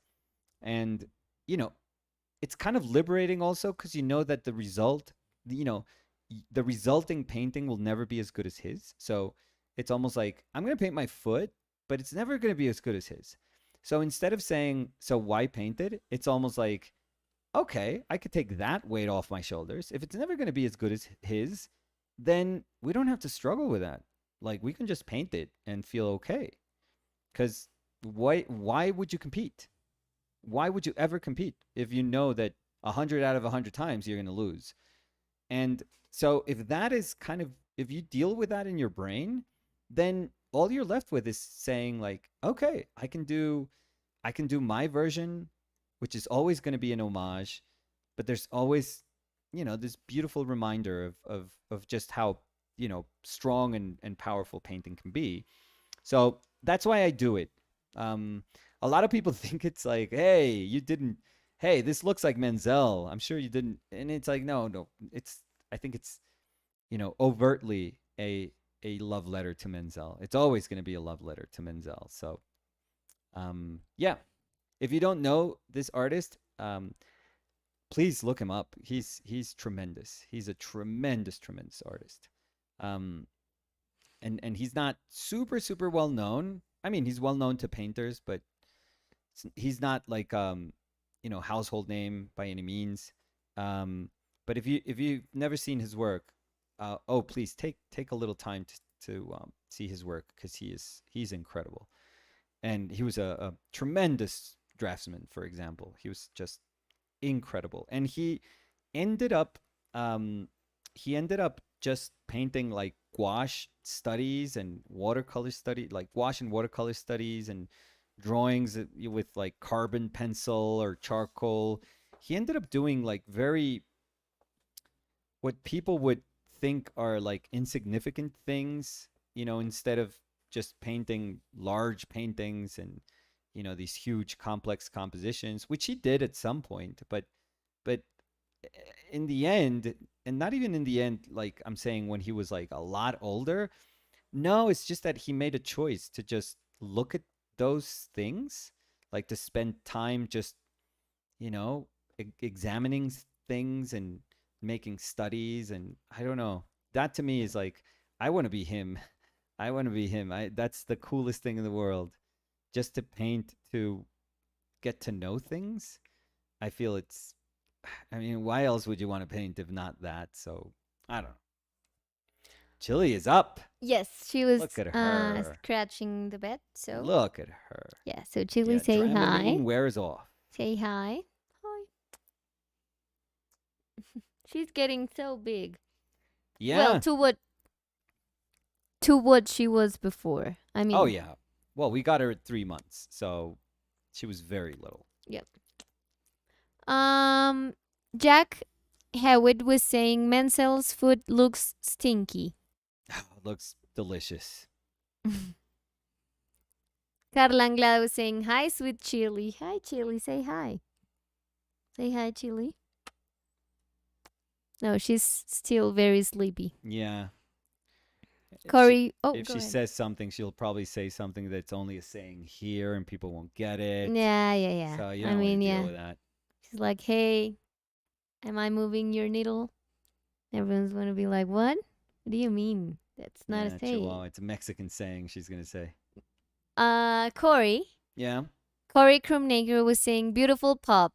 She's beautiful. She's very beautiful. And she knows, I just realized, I have some treats on my pocket. Oh, she can smell. So, yeah. She can smell those like a mile away. Yes.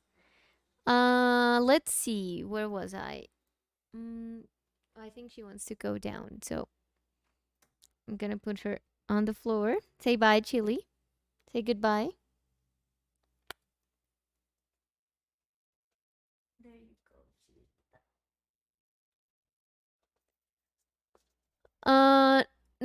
No. Dice, ¿y cómo ganan dinero? Nosotros, no Pues- por el canal no nos da suficientes vistas como para realmente pensar que nuestro trabajo es ser youtubers. No, o sea, nosotros no vivimos de los De YouTube, videos, Pero nosotros vivimos de las pinturas. pintamos o producimos obra, digamos, y la ponemos en venta en nuestra página y ahí pues con eso subsidiamos el hacer más videos y el hacer más obra. Ujú. Entonces, dependemos de eso. No tenemos como un modelo de Patreon ni nada así, No. sino somos menos, en cierta medida, menos tradicionales porque dependemos todavía de vender lo que hacemos. Y en cierta medida somos súper tradicionales porque pues ese siempre ha sido como la salida que hay para una obra de arte es comercializarla. Entonces, sí, vendemos lo que hacemos. La manera más fácil de decirlo es vendemos lo que hacemos. No was also asking, are you using a reference image for this painting? Or is it from imagination/memory alone? Oh, I wish I could be this good at, well, not this good, but this specific. to paint from my head. I've done weeks where we paint from my imagination. It looks very different, if I have to be honest. It looks. I'm very satisfied. Well, no, I'm satisfied. Let's call it satisfied with the results, but it can never compete, at least in my case. I don't have the ability or the knowledge or um, um, I don't have the experience to be able to pull a lot of stuff off from my head. So I still have to look at stuff. Liad was saying, I'm good, just got back from getting coffee. Oh, I had my matcha, Liad, Mm. here. Just, I think I could do another one. Oh, really? That fast? Yeah. Yeah. Well, not right now, because I would have to stand up to boil the water in Well, yeah, that would be 1 disrespectful. minute. I mean, I was thinking that you were going to say, like, oh, you go ahead, do it. It's just 1 minute. No, totally not. What is she? Oh, she has her little wood thing. Okay. So I put my bag. Little did I know that my bag, my backpack, Yeah, it's her favorite I bed. have like a JanSport, like ugly ass green. It's not ugly as Well, it green. was ugly. We washed it after like 5 years of Yeah. using it. More. More, maybe more. Yes. Yeah. Uh, and it looks okay now again. But little did I know that Chili was gonna adore that bag. She loves it. Yeah. Yeah, so she uses it as a bed. Yeah. And she pulls on the little like strings and handles and straps and everything. She just pulls on everything. So now I just throw my bag on the floor and let her just go nuts. Jean Nicola was saying, I'm student in concept art and I'm petrified because of AI. I think I could stop concept art and specialize on 3D art for safety. But I love so much painting. For you, does 2D have future in the industry? Yes. So short answer, yes. I don't think you have anything to worry about. And if you're that interested, did you see that they are doing a lawsuit? They filed a class action lawsuit. 3 people. I know one of the people that I remember was Ortiz. Carla Ortiz. Mm-hmm. She's in there. But yeah, they filed that lawsuit against all the big AI engines companies. Mm-hmm. So that's gonna be No, super interesting. I had no idea, to be honest. No, this So. happened like 2 days ago or yesterday. Oh no, I have to look into that. It's gonna be very interesting. I'm Yeah. gonna love that. I drama. would also love to see how, like, what happens, because we all knew that something had to happen, Yeah. but it was like As far as the model, all was like this is expectation to something to happen. So right. I So- just want to see what happens, what Yeah. actually is going to happen. So this is aiming to fix the models. Yeah. This is not aiming to fix AI doing images. No. And I don't know if what people are hoping is that the models, like the artists, have to be so well compensated that the models become obsolete. Mm-hmm. know, Or if you have to pay for so much stuff in Mhm. order to clear an image, that the prices are just absurd. And I think artists are aiming for that. They're not quite aiming to stop, to just say, hey, let's make a more a more fair model based on like opting into stuff instead of like automatically thinking that you want your art to serve as a starting point for somebody else's. But I don't know. If that's where it's going, where it just becomes so expensive to pay for licenses and to pay for all the rights that are going to be involved. I guess and- they would just pay for some artists, so every AI would have a very like noticeable style. Like look to it. Yeah, look Yeah, to but it. if it's opt in, like let's say it's opt in, and there's like a ton of artists that want to get paid from these companies, and they give all their artwork to them, and they're doing it fairly, and they're getting paid fairly, and everything is done legally, like Mhm. by the book. Everything kind of changes because you could kind of sense that this was happening because it was like Wild West. It's almost like when internet started, that it was like an absolute mess. It was the Wild West of internet days. Yeah.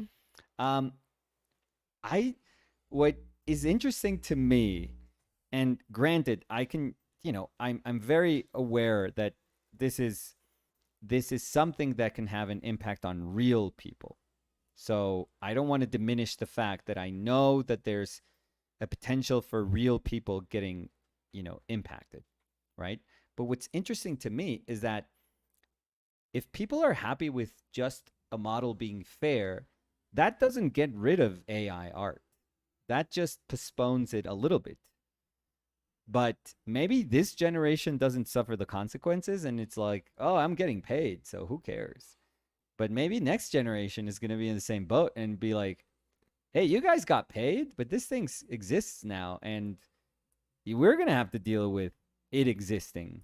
So I don't know where the aim is. I can think of them just trying to like um take take all the footing away from these models so that kill chili kill so that um so that it becomes obsolete. It just becomes so, like I said, it becomes so expensive that nobody wants to use it anymore. I think that that's the best way to go if you would want it to stop. But I don't know if it's going to stop it. So I don't know. I'm going to be here in the sidelines just watching. But I don't think like, I don't think this replaces anything. I really don't. I really, really don't. Um, I think that we're just going to find a way to live alongside these things. So if you are into pre-production work, if you want to be a character designer, if you want to be, working for movie industry, animation industry, oh my, by all means, just go study that. And like and I always say this, like, when has art been efficient? Like, No. when has if you wanted a job, when has art ever been the answer? Hmm. So I'm sorry, but if you like it, go ahead, go nuts. Study it and do what you love. Always do what you love. Always. Um, know that part of being an artist is also part. You have to learn how to be flexible. So if you're telling me, oh, I should learn something else because you know maybe there's no jobs in this, a ton of artists kind of have to do that all the time because maybe there's no jobs in their city or in their hometown um, uh, or in their country, or they just realize that they have to kind of broaden their knowledge so that they can have a better chance at getting jobs elsewhere. But we always have to do that. So I don't know. Don't let that stop you. Trust me. It seems scary to you, and I'm not saying it's not scary. I'm just saying like this is your scary. But trust me, every generation has had their definition of very scary, and it's always been very scary to hope to be successful or to make a living as a professional artist. It's always been very, very scary and very, very difficult. So I'm not saying like stop your whining, like, my God, it's always been hard. No, no, no. I'm just saying we share this. Like this is something that we all go through because it is tough. It's very, very difficult. So don't worry. You would just be you would just be um almost like putting this fear that you have on one thing. Eventually you would realize that you would like just shift it towards something else that had its own ways of making you insecure and its own ways of showing you how difficult it is to get a job. Like, it's never going to change. So yeah, I would say study it. I don't like thinking of art as being so kind of effectively designed that in when I was younger, if you studied art, it was always like, oh my God, what are you doing? So I don't see how studying art nowadays has gotten so much better that everyone studying it thinks, oh, this is a great job. Like, this is a great source of income. No, probably not. Vincent de la Noix Ooh, was la saying, la. to damage AI, you can post crap. If you wrongly tag all your art, AI will start producing really weird stuff. It And has no criteria, so yeah. Leach was saying, like paying for stock images, which to be honest, serves no purpose. No, no. Lich, nuestro Lich. Sí, Hola, Lich. Q Leach, Está pintando muy lindo, Lich. sí, Pero bueno, eso no es nuevo, ¿no? sí. Desde hace mucho tiempo. Samuel Ely, referring to the painting of the foot, was saying, that's cool though. Sorry, I barely read hashtags. Haha. Oh, don't worry. No, I don't. I barely use hashtags. I just used it in a funny way, just to say, hey, there's the reason for this painting being is this one. So it was kind of like a little Easter egg sort of thing, just to point to who I think is an absolute genius. So Lich dice, gracias, lindos, los quiero. siempre Lich. Let's see.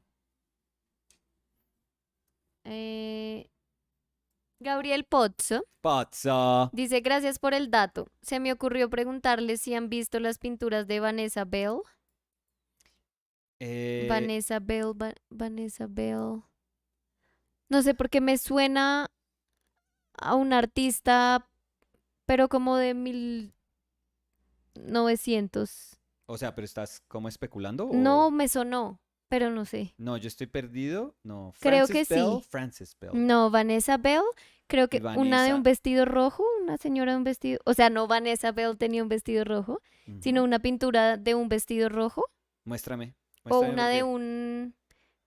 A ver, de pronto estoy fatal, de pronto, no importa. pero me lanzo. A ver, como con la aguja que tú dijiste, me va a lanzar.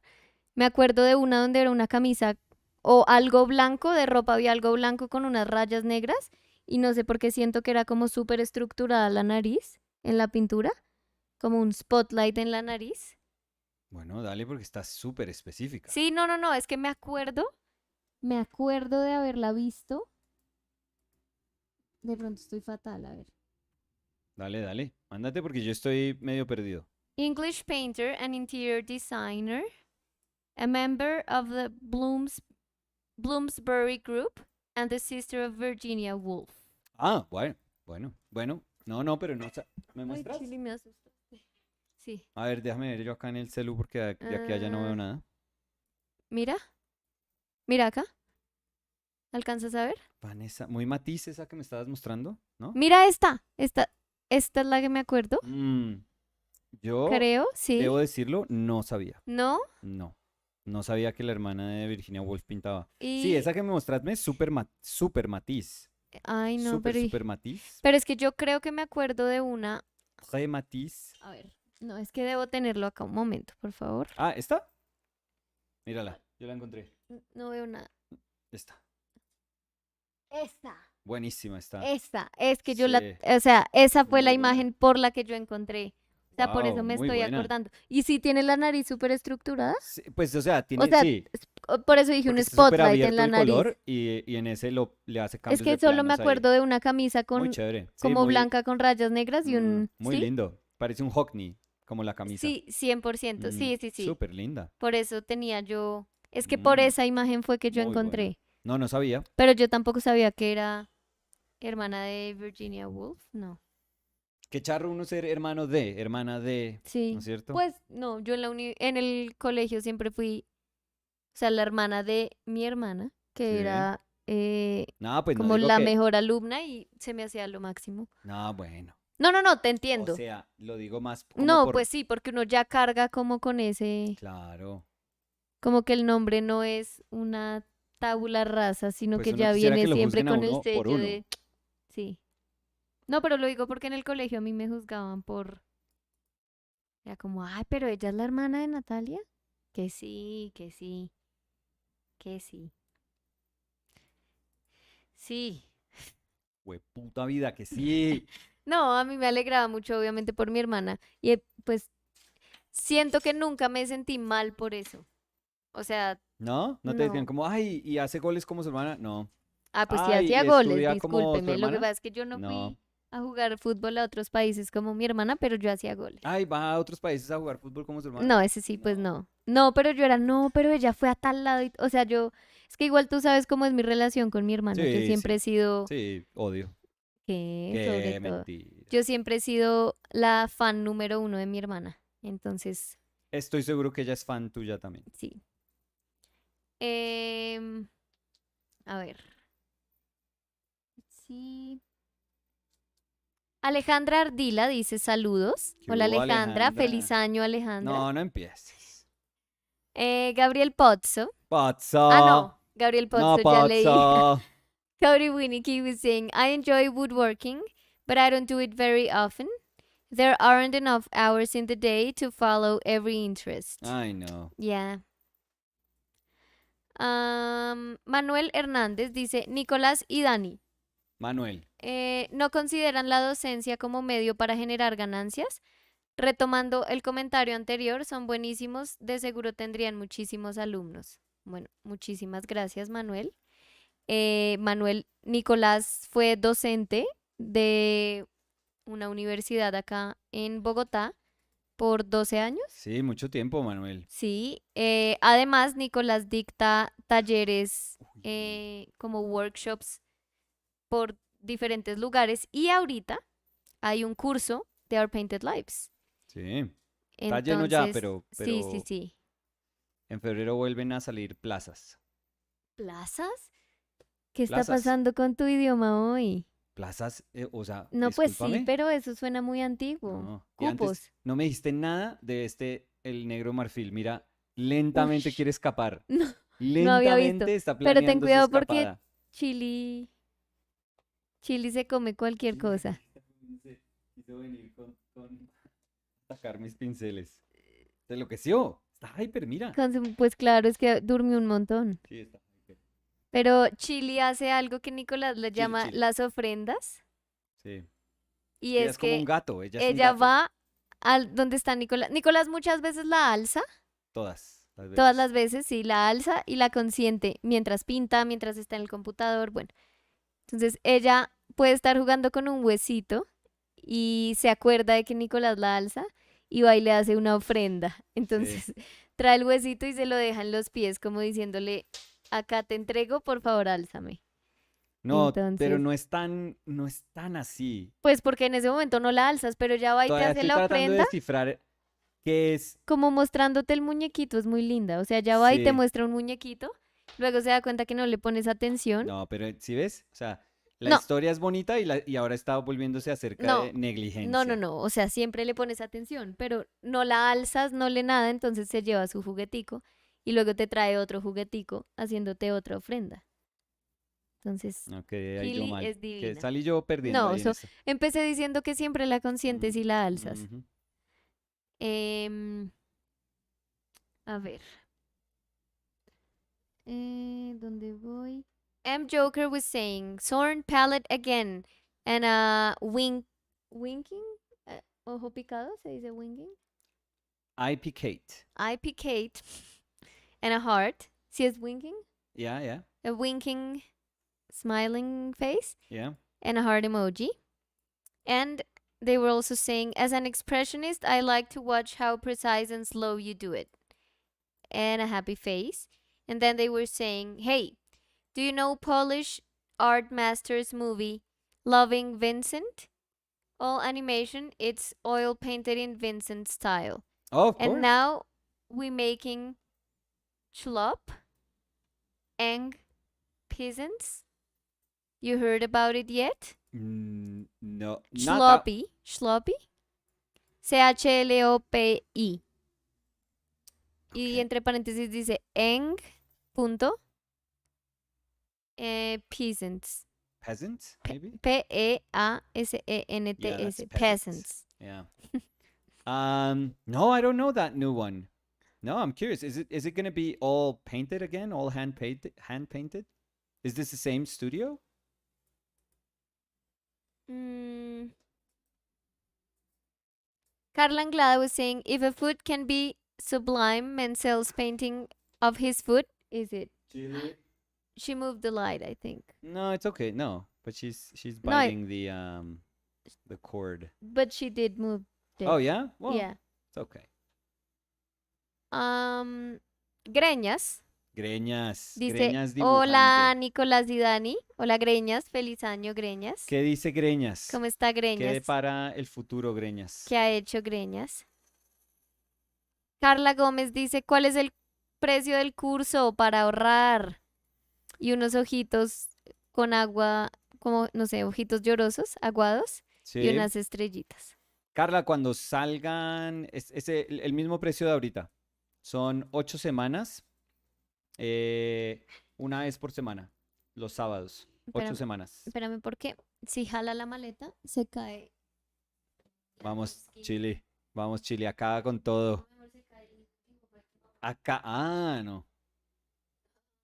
Sí, sí, sí, toca ponerlo.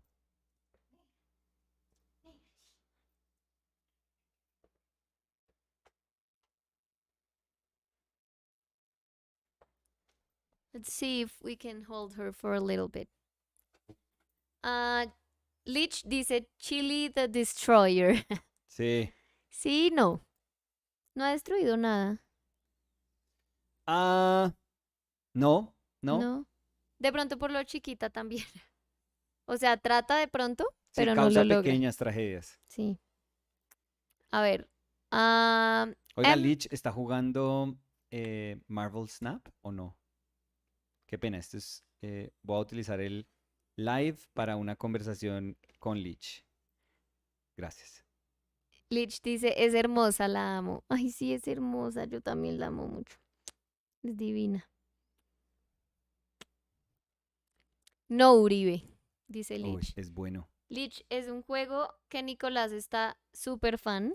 Sí, muy. Entonces creo que esta es la manera de No, decirle. pero no puedo. O sea, si él jugara, no tenemos cómo jugar Es en el juntos. celu, Lich. Él dice, no estoy jugando ahorita nada. Es como un juego de cartas en el celu. Voy a buscarlo, dice. Es bueno, Lich, es bueno. Eh, a ver. M. Joker was saying, Eng, I mean in English. The Peasants. Same studio that make Loving Vincent. Oscar movie. Yeah, very nice, very nice. Greñas dice, espero poder comprar una pintura de Nicolás. Greñas, muy amable. Espero poder comprarle más dibujos o grabados o lo que haga. Mm, Muy buen dibujante, Greñas. Carla Gómez dice, no dijiste Nico XD. Ay, te interrumpí, tú dijiste 8 semanas. Sí, 8 semanas. Una vez por semana dejamos tareas, 3 horas esa sesión, 3 horas larguitas. Tenemos un Discord para poner las tareas, para discutir todos los trabajos que se estén haciendo. Y vale 8.50, 8. Ya se me olvidó. Eh, No, está en la página, pero toca. no, Pon la página, métete a la página y Speech Escape. Speech Escape. no, qué vergüenza. Sí. Y vale. Y vale, no está. Y la borré. No, pon Pages. ¿Dónde? Pages arriba. Doble clic. Y Store. Y ahí está. Y vale 800. 800. Es que no sabía si era 800 o 850. Sí. Entonces, muy bien pecar de menos. Ese es un precio súper normal para las ofertas que hay de clases como las que nosotros estamos ofreciendo. Súper, súper normal. Y es harto tiempo. Sí, Entonces, y creo que nos está yendo súper bien. sí. Y son 12 cupos por grupo. Ujú. Cada vez, cuando ofrezcamos la clase, va a haber solamente 12 cupos. Lich dice, ¿ya se vieron The Menu? No, Lich. No, ¿Qué Lich. serie, película? Javier Ugarte, ¿cuánto en dólares? Sí, por eso, $800. Manuel Hernández dice, deberían venir a México, a Los Ángeles, o a Los Ángeles, perdón, a dar algún curso. Sería la persona más feliz y una carita Tan triste. amable. Sí, yo lo más cerquita que estuve fue en Berkeley, dando un curso. que fui a dar un curso y fui a dar uno en Pixar. Yo nunca he ido a México y me encantaría ir a Muy México. lindo, sí, pero pues Javier nos invita. Manuel, ¿Qué, gracias. Manuel? Pues Javier Ugarte de pronto también nos puede invitar. Manuel Así ya no esté no, allá, no, pero Manuel Hernández, Manuel Manuel Hernández. nos puede Sí, sí. invitar y nosotros felices. Yo me voy, yo haría la dieta de no comer nada acá un mes antes para poder comerme todo lo que pueda en México, porque me encanta la comida mexicana. Eso es, Mm, entonces ya toca toca. cuadrar el taller entonces. Sí, estamos acá en Chile, está en sesión del amido de mano, entonces todos están viendo eso, pero bueno. Lich dice, ahí suban los resultados del curso. The Menu es peli, está en cine ahorita. Es Ah, que, no. Lich, por esta pequeña criatura por ahora no Sí, si no la dejan podemos ir entrar al a, cine, no, no no, vamos a no cine podemos por hacer ahora. nada.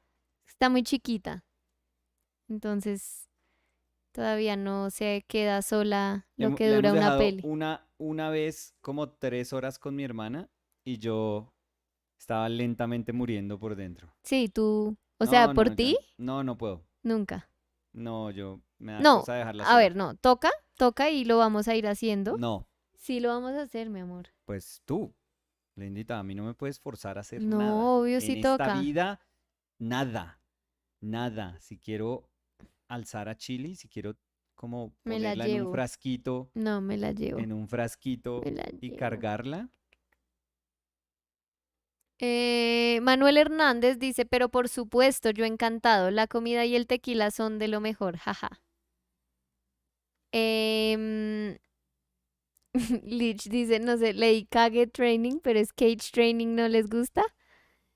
Pues ella, yo quiero que se quede en la casita cuando se quede. Es que ya no hace muchos daños, pero creo que sí toca que esté más grande para que se quede sola, ¿cierto? Sí. Cierto le decía a ella, Ah, pero sí. sí, por ahora necesita mi compañía, estoy 100% seguro de eso. Mm, Yo creo que es al revés, Lich. O sea, Nicolás, yo no sé cuándo se vaya a dar los workshops, cómo va a ser sin Chili. Yo no importo, pero Chili sí, ¿cierto? Sí, necesito una chili cam. No, porque te haría falta el abrazo, como tener a Chili, que es la cosa más deliciosa del mundo. Bueno, Sí, se está escapando, espérense. Am, Lich dice, a Inga la empezamos a dejar sola a los 6 meses, jajaja. O sea, ¿es Nicolás el que tiene síndrome de abandono? 100%. Sí, él tiene chilitis aguda, pero impresionante. Y sí, no, es que ya tiene 4 meses, Lich, todavía, entonces sí está chiquitita para dejarla sola. Let me see, because I think that maybe. No. Mm,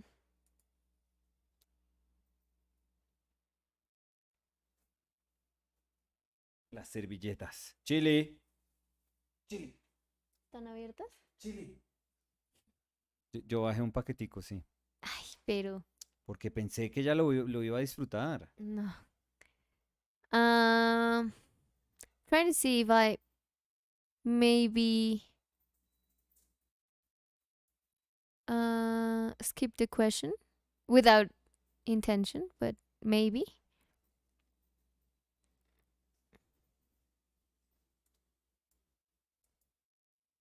So how is it going, Nicola Chin? Good. How about you? Good. Opik was saying hello, guys. Hey, Opik, how are you? No, good, good. I think the painting's going good. Yeah, I your don't answer was foresee. Oh, terrible. succinct. Yeah, Thank you. no, it's pretty good. Um, no, I don't foresee just thinking of it as something resolved. I would like to keep going with it because um I I'd like to do something sharper with the steps, maybe some little like a bit of a stronger design with the steps. And I think I am I don't know. I'm not good enough to do those though to make those decisions cleanly in a single session. I mean, they would look good as something that's loose, but I don't think they would look as I would want them. So I think, yeah, I think I'm gonna spend more time just particularly with this area. And there's like I want to get that right. I'm slowly uh, kind of hinting at those, but there's like a tiny little space up here that's full of like these little paintings, these little prints that my brother has, um, like framed prints, so that there's and I would want to also like that was too big. Although maybe it's the way I'm cropping it because I think that that's okay. Um,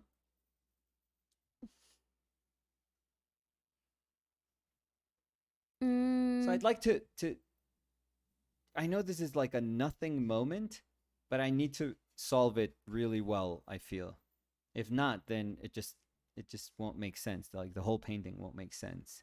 It'll feel just kind of empty, um but yeah, so I think I need a little more time just to do this super sharply.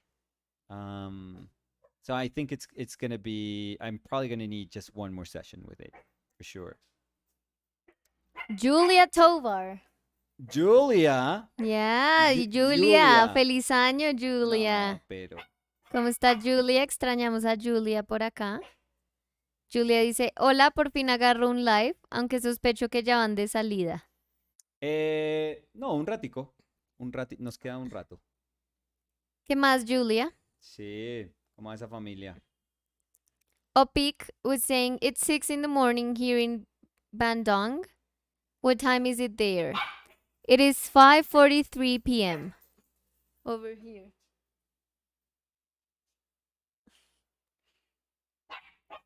Kill chili. It's funny because when we're not in on live streams, she is like playing and calm. But I I think think it's because she we're paying knows. attention. Yeah, but I think she knows. She's like, you know what? I'm gonna fuck everything up. Yeah, now that you're busy, look what I can do. Mm.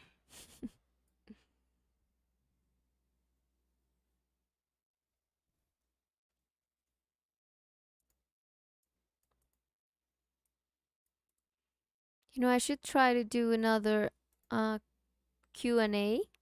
Oh, the last one was perfect. No, because I didn't do This it. one was terrible. No, I didn't do it correctly. So I don't know what to ask, but maybe you could help me out. What to ask? Yeah. Oh God, for a Q&A? Yeah. Uh,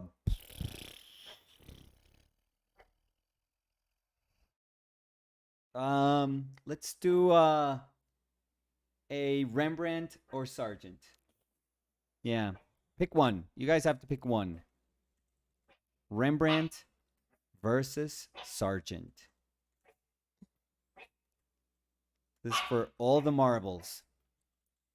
Whomever wins gets our but diploma for best painter ever. I'm not going to do it as a Q&A, Okay, as a poll. but as a poll. Yeah. So, if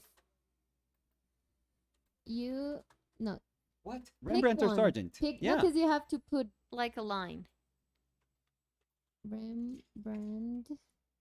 You're already starting like Happy New Year. No, yeah. Sargent. So, please vote. I know I put at option. Sorry, I have to. Oh my God. Wait a second. Wait a second. I'm not. I mean, it's the second time I'm doing this. So, pick. Oh, who one. moves your needle? There we go. Who moves your needle most? Who moves your needle? Rembrandt to Sargent. Ask your community. So, Ooh. poll is live. Yeah, based upon this, based upon your answer, a lot of people are getting blocked. So, Lich, Carla, And Cody, please answer in the tab, in the poll.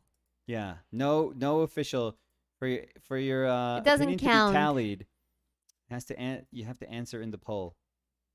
Julia dice, feliz año, los he extrañado. ¿Cómo va la vida con Chile? Muy bien, Julia. Chile es divina. Nos ha ido muy bien. Nos ha cambiado harto la rutina. Sí. Pero yo muy feliz y yo sé que Nicolás también muy feliz. Daniel Berberich was saying that's such a hard choice. I know. It is. I know. It is. It is. We have 18 votes in. Oh, Jesus Christ. Please. Yeah, Cody was saying, I did. I was just excited. Yeah, Cody was just writing the answer here Really? in a comment. Oof. And I don't Cody know. said Rembrandt easily. Ooh. Cody Winnicky was saying Ghost does this weird Chili. I mean, she's voting. Come. She's voting. Mira. Ven. Ven. I think I heard her say Rembrandt.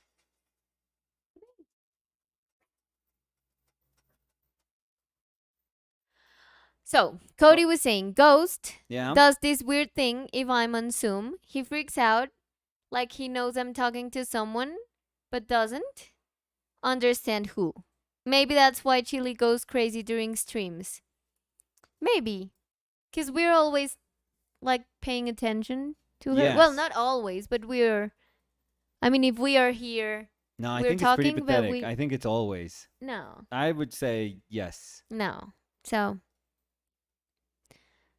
But maybe. Daniel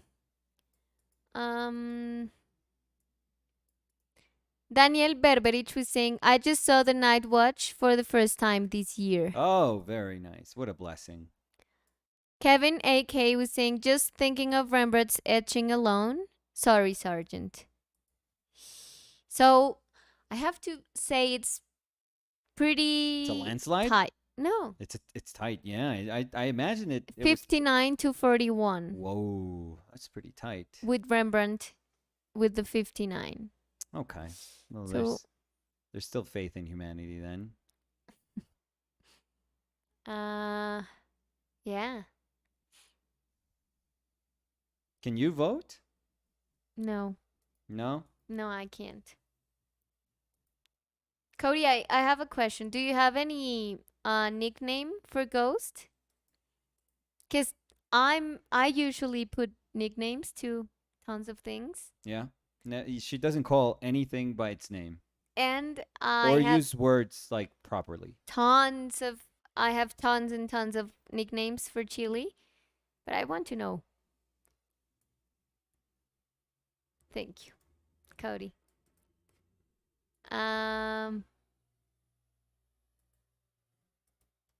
Yeah, so I think that no one else is voting.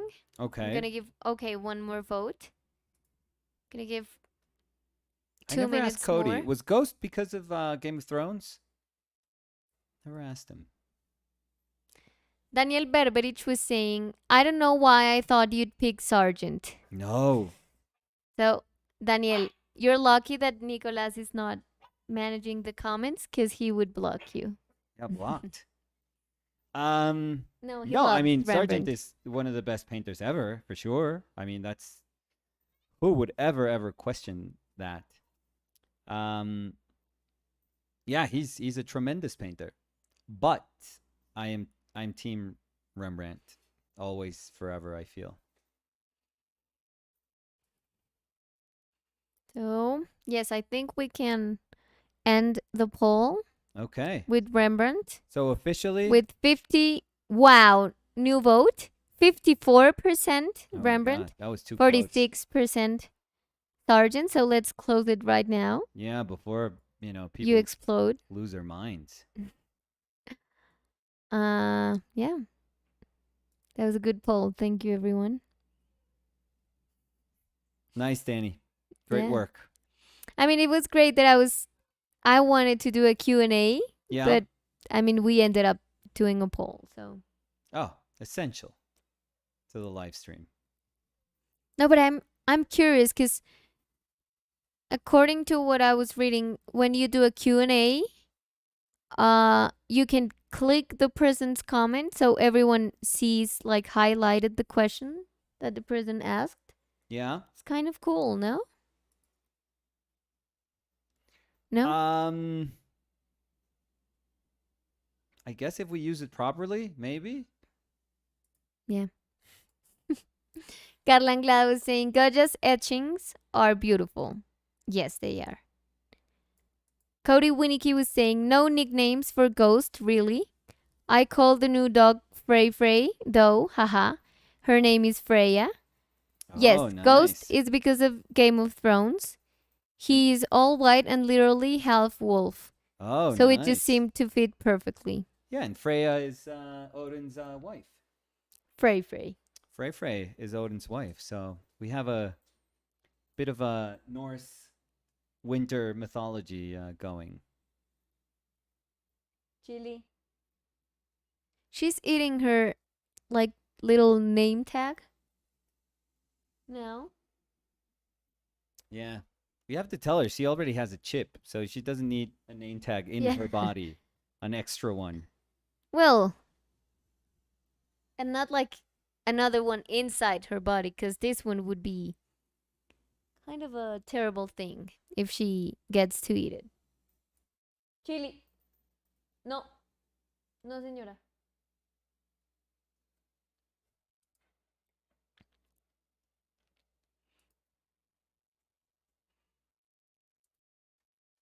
So, any idea for a Q&A?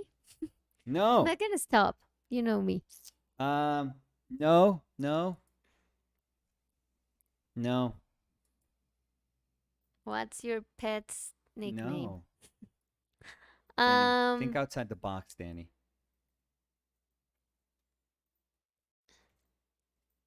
So Catherine was saying, I was wondering how did Chili react to the heartbeat stuffed animal? So I think that either it worked or we were very lucky that she slept through like the whole night since we got her. So I think it was very calming. You know when I think it helped a lot when I picked her up in the airport because she had no idea who I was and she was very scared and she was like crying softly and then she was like shivering and shivering. Oh my God, I never heard these I things. told you Oh when my we did the God, not so video much call. suffering though. No, she cried a little at the Oh, beginning, you but then she horrible was just like, person. because she had no idea where she was or who I was. But then I hold her like in my chest for a bit and she was calm. And then I had to put her in the little bag. So I put the toy with the heartbeat on and she slept through the whole flight. And then she came here and she slept also. Like she was super calm Yeah, when I she have to came say here. yes. So No, if you think it worked, then that's great. I don't know if it did, but I have to say it it stopped working. What did? The heart, I mean, no. yes, it is there and it doesn't turn on. Yes. Well, then it's out of batteries. Well, but we used it like for 2 weeks. Oh my, that thing eats up No, I batteries think it like was supposed crazy. to. No, that thing moves. That thing is Okay. so loud. Yeah, that's the reason why we stopped using it because Chili sleeps in our bedroom and Nicolas is very sensible to sounds when he Yeah. sleeps. Any sound. Yes. So, I mean, I never heard it. No, I did heard it Of course, actually. it is a thumping.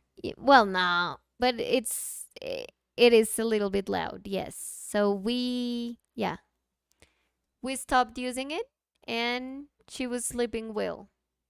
So, yeah. I think we're very lucky with that. With how she sleeps. So recommended? I don't know. Yeah. I would recommend it, yeah. I don't think it was necessary, but And she loves the toy. So, yeah, she sleeps with the toy because it's sometimes, not all the inside. yeah. It's just a fluffy thing to push up against too. Yeah. No, and she loves the Velcro because it's a very hard Velcro.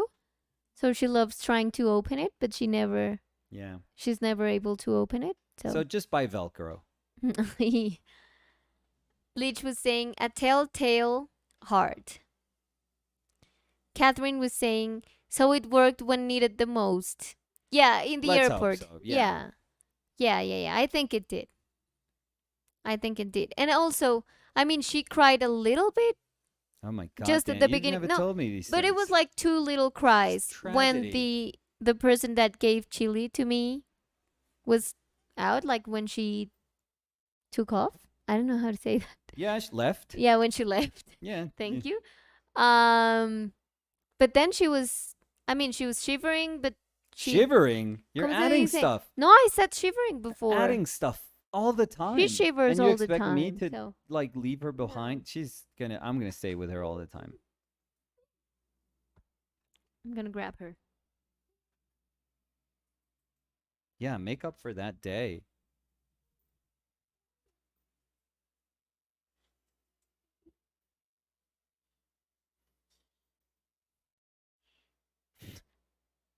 What are you doing, Danny?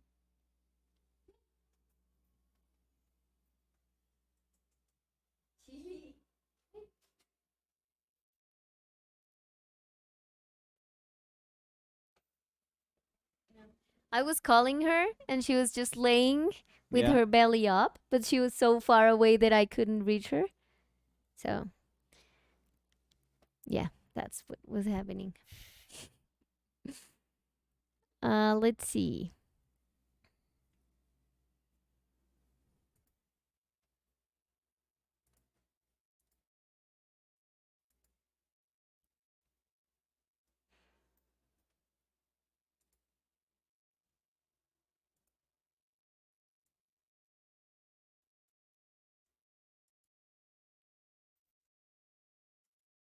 I'm.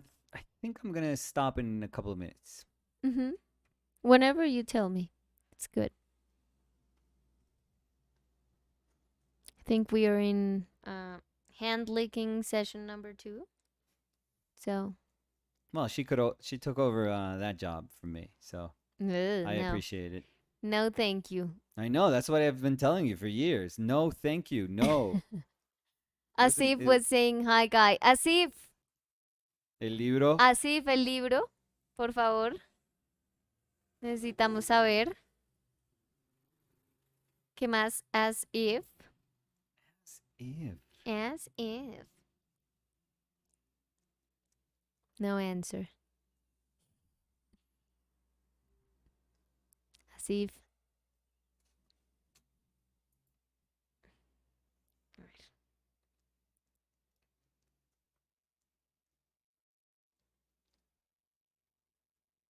I haven't gone to Bogota yet. Oh, okay. Oh, okay. Vincent was saying, Ooh la la. I it's don't so know. lame. Vincent should go to bed. I don't know when Vincent sleeps. Anyways, yes, please go on. Vincent was saying, it's so lame to blame the toy when Nicolas is the problem. We need a poll. Who should stay in the bedroom, Nicolas or the toy? I mean, I'll gladly move out. No. No, with chili. No.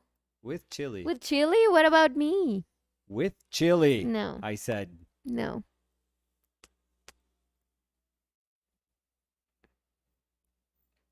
But I have to say, because I can sleep through like Anything. anything. End of the world. Like yeah. a concert, yeah. End of the world. But I have to say, I heard the heartbeat, so it was loud. It was very, It was very loud. loud. Yeah.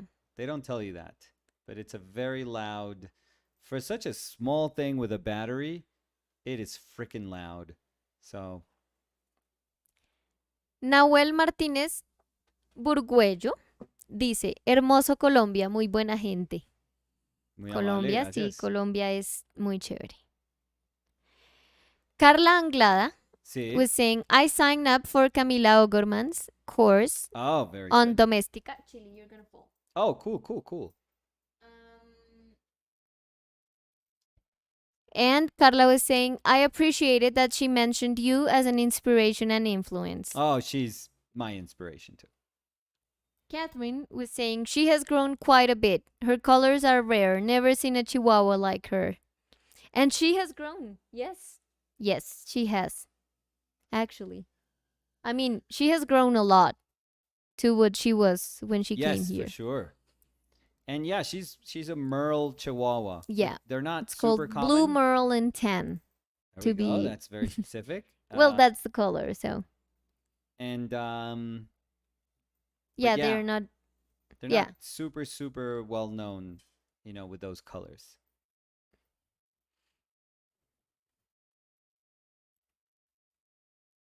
Makes her look like a little hyena. Mm hmm. Yes.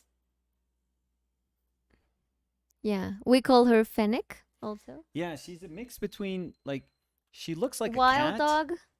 Yeah, she's a like an African wild dog, A Fennec. a fennec, a hyena.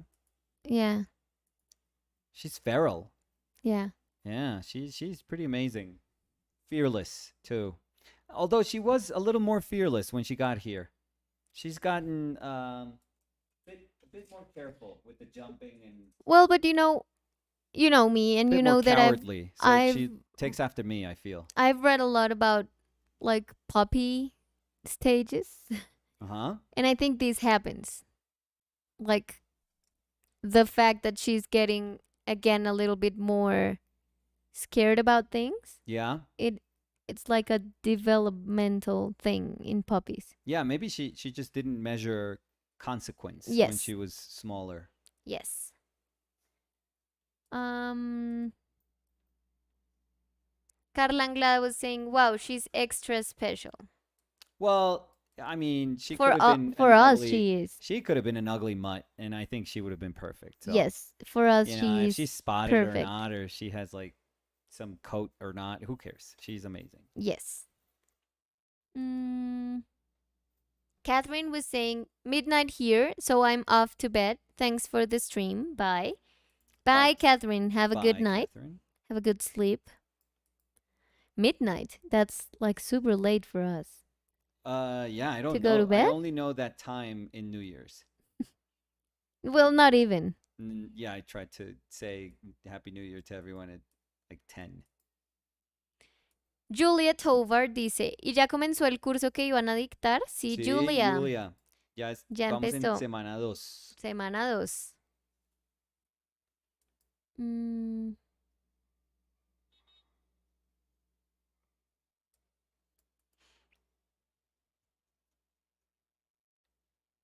Liad was saying midnight is late. Ha ha ha. Yeah, I mean, we've learned that Liad is a very much a night person. Oh, very much so. Yeah. And we are very much an early night I mean, Chili's couple. waking up like at 5:30, A little bit something, later, I would say. 5:40. Almost 6. So we can like stretch it to 6, but she has like breakfast at 6. Yes. So which is fine by me. That's pretty much my She's my eating schedule. something. So I think that's totally fine.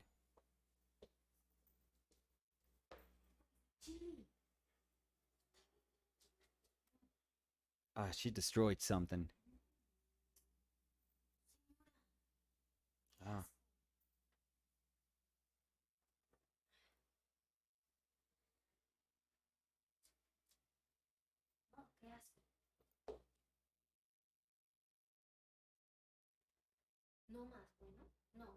You can hold her. I'll hold her. Yeah, yeah, yeah.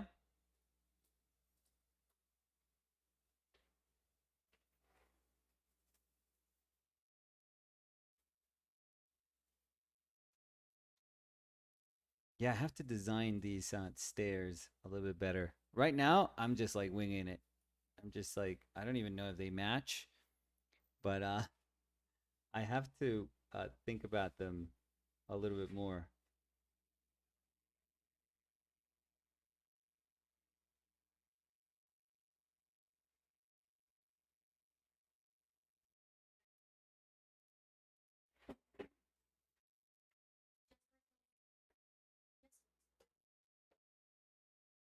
I love when Danny talks to her because she's super rational, like super like long sentences. Uh, yeah. And I'm always thinking like that Chili's just looking at her like, yeah, those are too many words. Those are way too many words.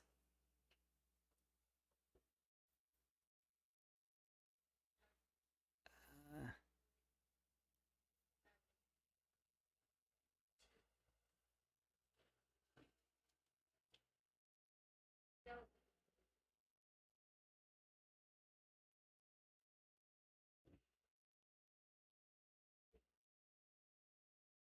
if I had like wax, I remember when I would paint with wax mediums, I had this urge now just thinking about it that I would mm, oh geez, how do I make these match? Come on. Let me see. Let me see. Okay, that I could do that. But I had this urge to when I painted with wax at those moments to just mix a ton of like wax medium and like a yellow pigment, white and a yellow pigment, and I would put it on top of all of this and then repaint the whole thing after it was like super veiled by that wax and the pigment. I totally do it. It's such a I would enjoy so much that heavy atmosphere that comes from this kind of overblown steps and this super lit wall, and eventually just I think I'm wondering. I can't really see it. I know I'm favoring in my palette. I'm favoring the sort of earthy reddish orangish color. So there's a lot of ochre and a lot of red in that mix almost everywhere. There's I mean, well, with a four color palette, there's your four colors are everywhere regardless, um but I don't know if this still if this has the amount of like sense of place that I would want it to have, or that I originally when I set out to think about this painting, I thought it would be, I don't know, more enveloping, I would say. I think I got a little too caught up in describing the portrait, which always happens to me. It's just, portraits are such a trap. They're such a wonderful trap. But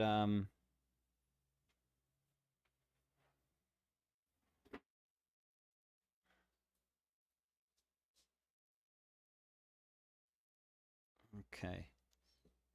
Okay. That's I mean, it looks, well, no, this is the part where I'm like freaking lost. How do I make these match? Jesus Christ. Steps, my downfall. Um no, cuz that's too short. These would be too short. Yeah, so no. I got to fix it here. Mm, Drawing could have helped me quite a lot with this, but we neglected it. So, Emily Hales was yeah. saying, "Hi guys, Hey, what Emily. was the best part of your day so far?" Oh, that's very nice. What was the best Mm, part of my day? I don't know. Always being with you, Daniela. me too. Me too. Cop out answer, but And with Chili. a very real one. And with Chili.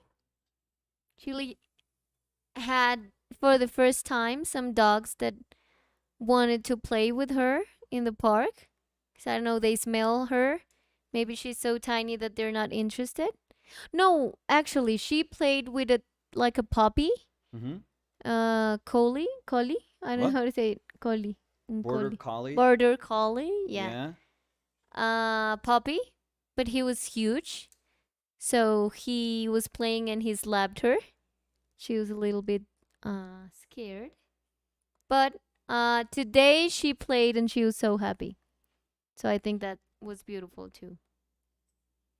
Mm, Cody was saying, I just put the cutest picture of Ghost and Frey Frey on the Discord if you need a cuteness overload. Frey, Frey. Oh, we have to see it. Yes. I don't have my phone here. Or I have it. Let's see. Yeah. A ver. Oh, what I don't have I don't know if is the we, Discord yeah, open. because we have the Discord that we have for the courses Oh, open, yeah. so we have to But go back into the we other one. promised to see it Yes. today. Of course, Cody. Nahuel Martínez Burguello dice, quería hacerte una consulta. Sí, Soy ilustrador y estoy acostumbrado a usar la paleta de Photoshop. Estoy comenzando a pintar en óleo. Hice algo con grisallas, pero pero quiero practicar y trabajar a la prima con una paleta similar a la de Photoshop. ¿Qué sí, paleta me recomiendas y qué tipo de técnica es para ejecuciones rápidas y acabados realistas? pero similar a la de Photoshop. O sea, Photoshop tiene, Todos los colores. sí. eh, no, tenemos que empezar, Nahuel, a volver pequeña esa noción de paleta, porque una paleta de Photoshop es como todos los colores disponibles en una gama particular. O sea, en la gama que uno escoge, en el gamut, pues, de un perfil de color y todos los colores que están disponibles. Em, no, pintar, digamos, usar pigmentos para pintura, se tiene que pensar un poquitico distinto, porque uno no pinta de la misma forma como si tuviera una caja repleta de pasteles, por ejemplo, de tizas, que son cada una como de un color distinto, de un color específico, porque en pastel uno sí puede imaginar tener, no sé, 150 pasteles. En pintura es muy, muy inusual o casi que totalmente improbable que una paleta se constituya de 100 colores. Es absurdo. Entonces, en pintura toca es aprender a hacer mucho con poco, con muy poco. Em, entonces, por más de que suene extremo, por eso es que las paletas que le sugieren a uno cuando uno está comenzando a pintar, normalmente son como paletas de los primarios blanco y negro, o esta paleta de Zorn que tiene cuatro colores, que es un amarillo tierra, un rojo saturado, em, un, em,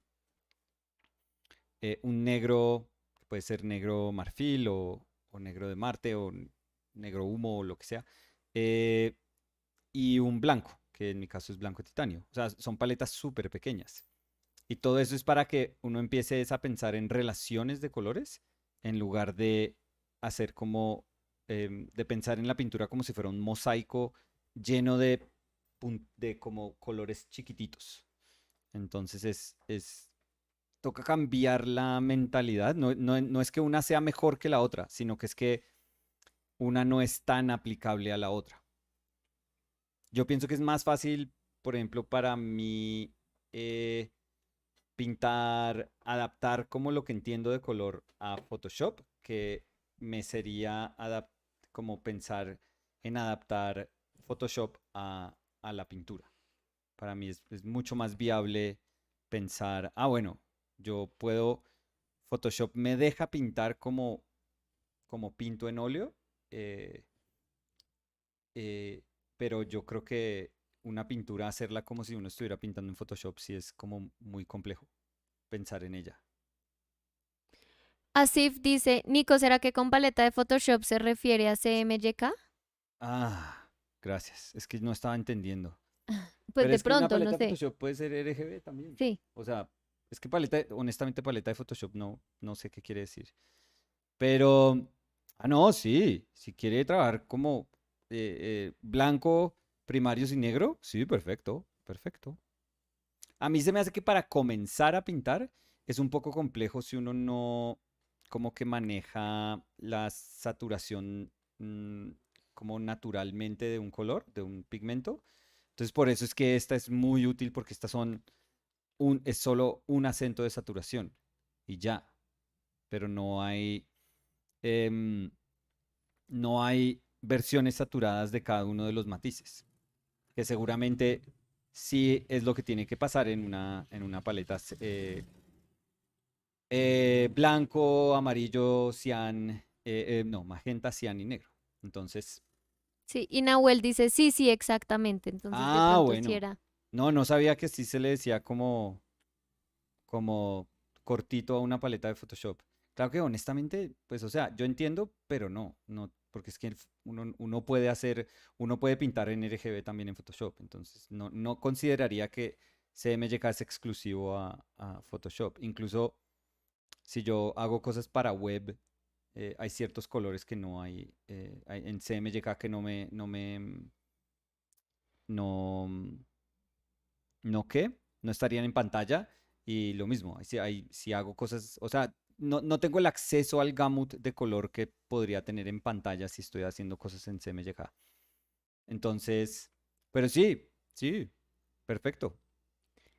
Jeff, Lo que oh, pasa, lo único que pensaría es que uno no puede pensar en pintar como pintaba Claude. O sea, sí se puede pintar así, pero es que es muy raro. Es pintar como una impresora. Como pintaba Chuck Close, que Chuck Close entonces pensaba, esto es la capa ochenta y de, seis por sí. ciento amarillo o sea, con cada una de las capas era como, o sea, pintaba en capas aisladas de cada uno de esos colores. Entonces, literalmente como si fuera un proceso de impresión, pero eso es muy absurdo. O sea, yo no he conocido mucha gente que logre pintar así. Es muy complejo. Es muy raro. Muy raro. Incluso él después eventualmente dejó de pintar así. Pero, pero no, si por CMYK más bien pensamos en una paleta primaria, o sea, amarillo, azul y rojo y blanco y negro, perfecto. Perfect. Mm, a ver, Asif dice, pero CMYK es el modo de color que se utiliza en mucho arte digital hecho en Photoshop para luego imprimirse. Supongo que por eso piensa en CMYK como la paleta digital, entre comillas. Sí, sí. Pues, pero por eso, no en todo. Eso sí es para impresión, pero pues no necesariamente. No, sí. Por eso digo que fue más mi cabeza que no piensa en eso. Entonces, ahí pido disculpas. Jeff Acuff dice, hola Chili. Ahí se va la Chili. A mí me da risa porque Nicolás me mandó ¿Yo? sí, un video en Instagram que soy yo 100%. Sí, Porque es que yo regaño a Chili y luego me siento mal de regañarla. sí. Entonces la regañé. Y era literalmente una señora regañando a una chihuahua, a un Sí. chihuahua o a una Pero ella chihuahua. es peor que yo. Sí, porque no se demoró nada Porque es, no, regañándola. señor, no, y le empieza a dar besos. Sí, no. Pero yo la regaño, pero después me mira así con ojitos como asustados y la abrazo. Sí, fatal. Sí. Daniel Ira, Kakiro. I think Ujú, we could say we're done. I think so. I think ujú. these are too big, by the way. These ones that are in the back, these frames. I'm gonna change them. I think they're too big. Um, but I like it. I wish it had more of the mood that I thought I was going to be able to paint it with at the beginning. I think it's still okay, but I mean there is that kind of enveloping hue to everything. Ujú. So I think that helps. That's very much when you want to push atmosphere. Usually there is like an inherent hue reduction because you don't want just tons of colors popping all over the place when there's one thing that should be overpowering that kind of condition. So I think it's okay, but um, yeah, I'm gonna try to find a way to push it a little bit more, or I don't know, or maybe turn it into something else. Maybe design this a little bit harsher, or these shapes just a little bit better. Although I finally was able to haphazardly, give this some sense. I think I think it reads like a staircase, It like a does, yeah. stairwell. So, um, but I don't know. There's something about it that I feel that I need to either push more or I don't know.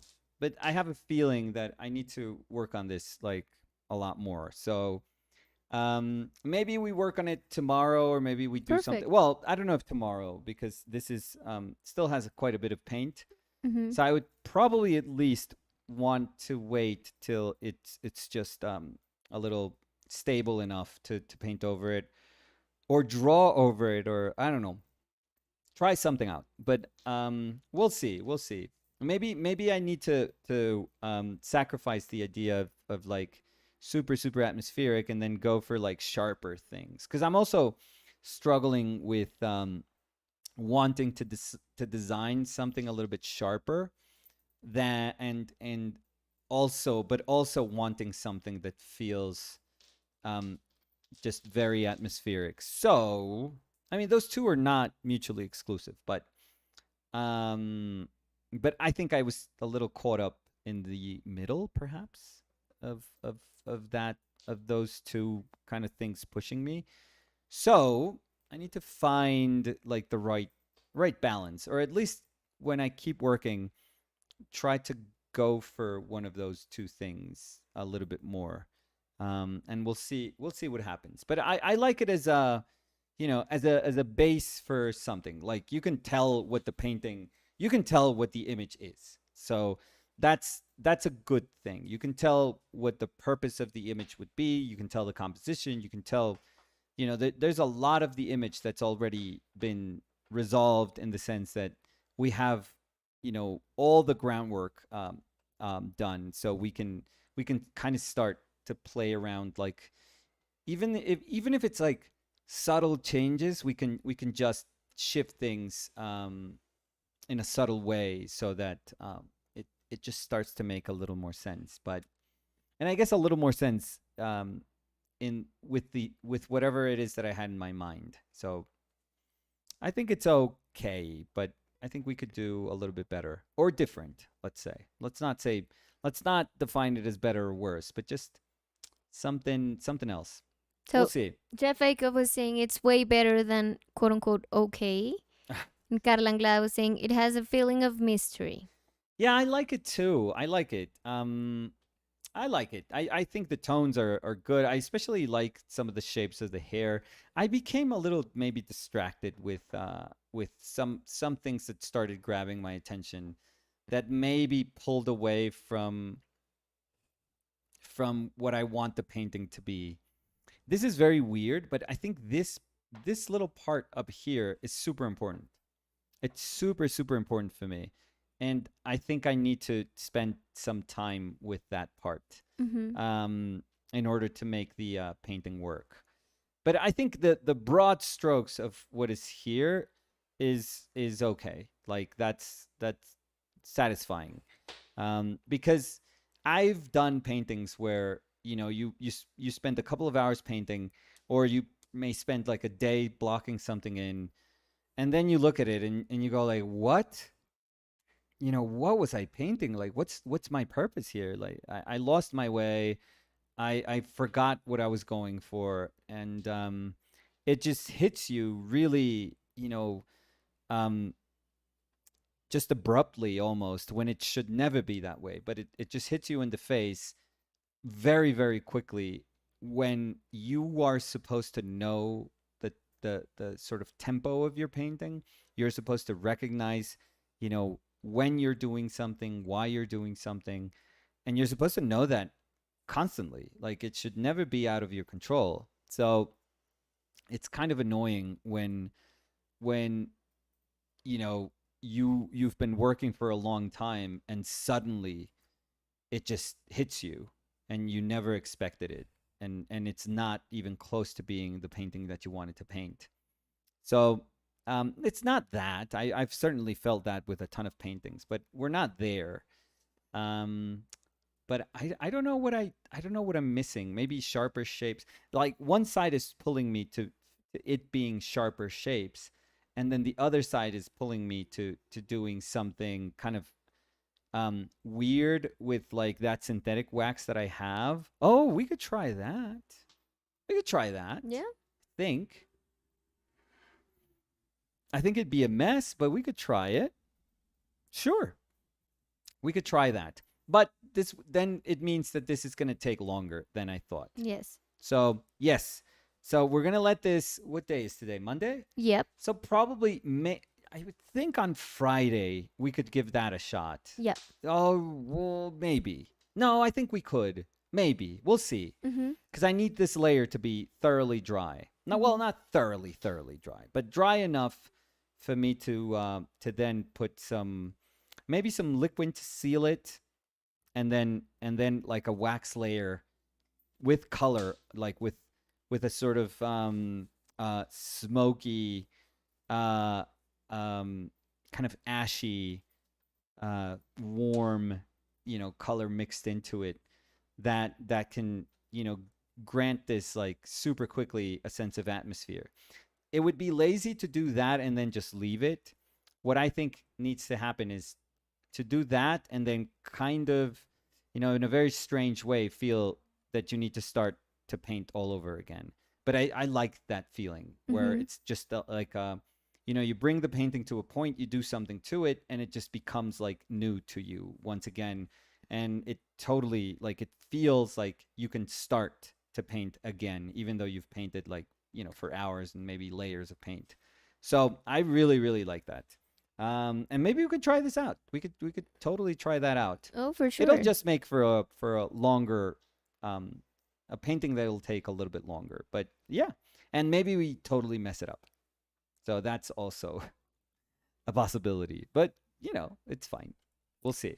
So, would you like to do the closing argument? Closing argument. No, like the goodbye. The Yes, sure.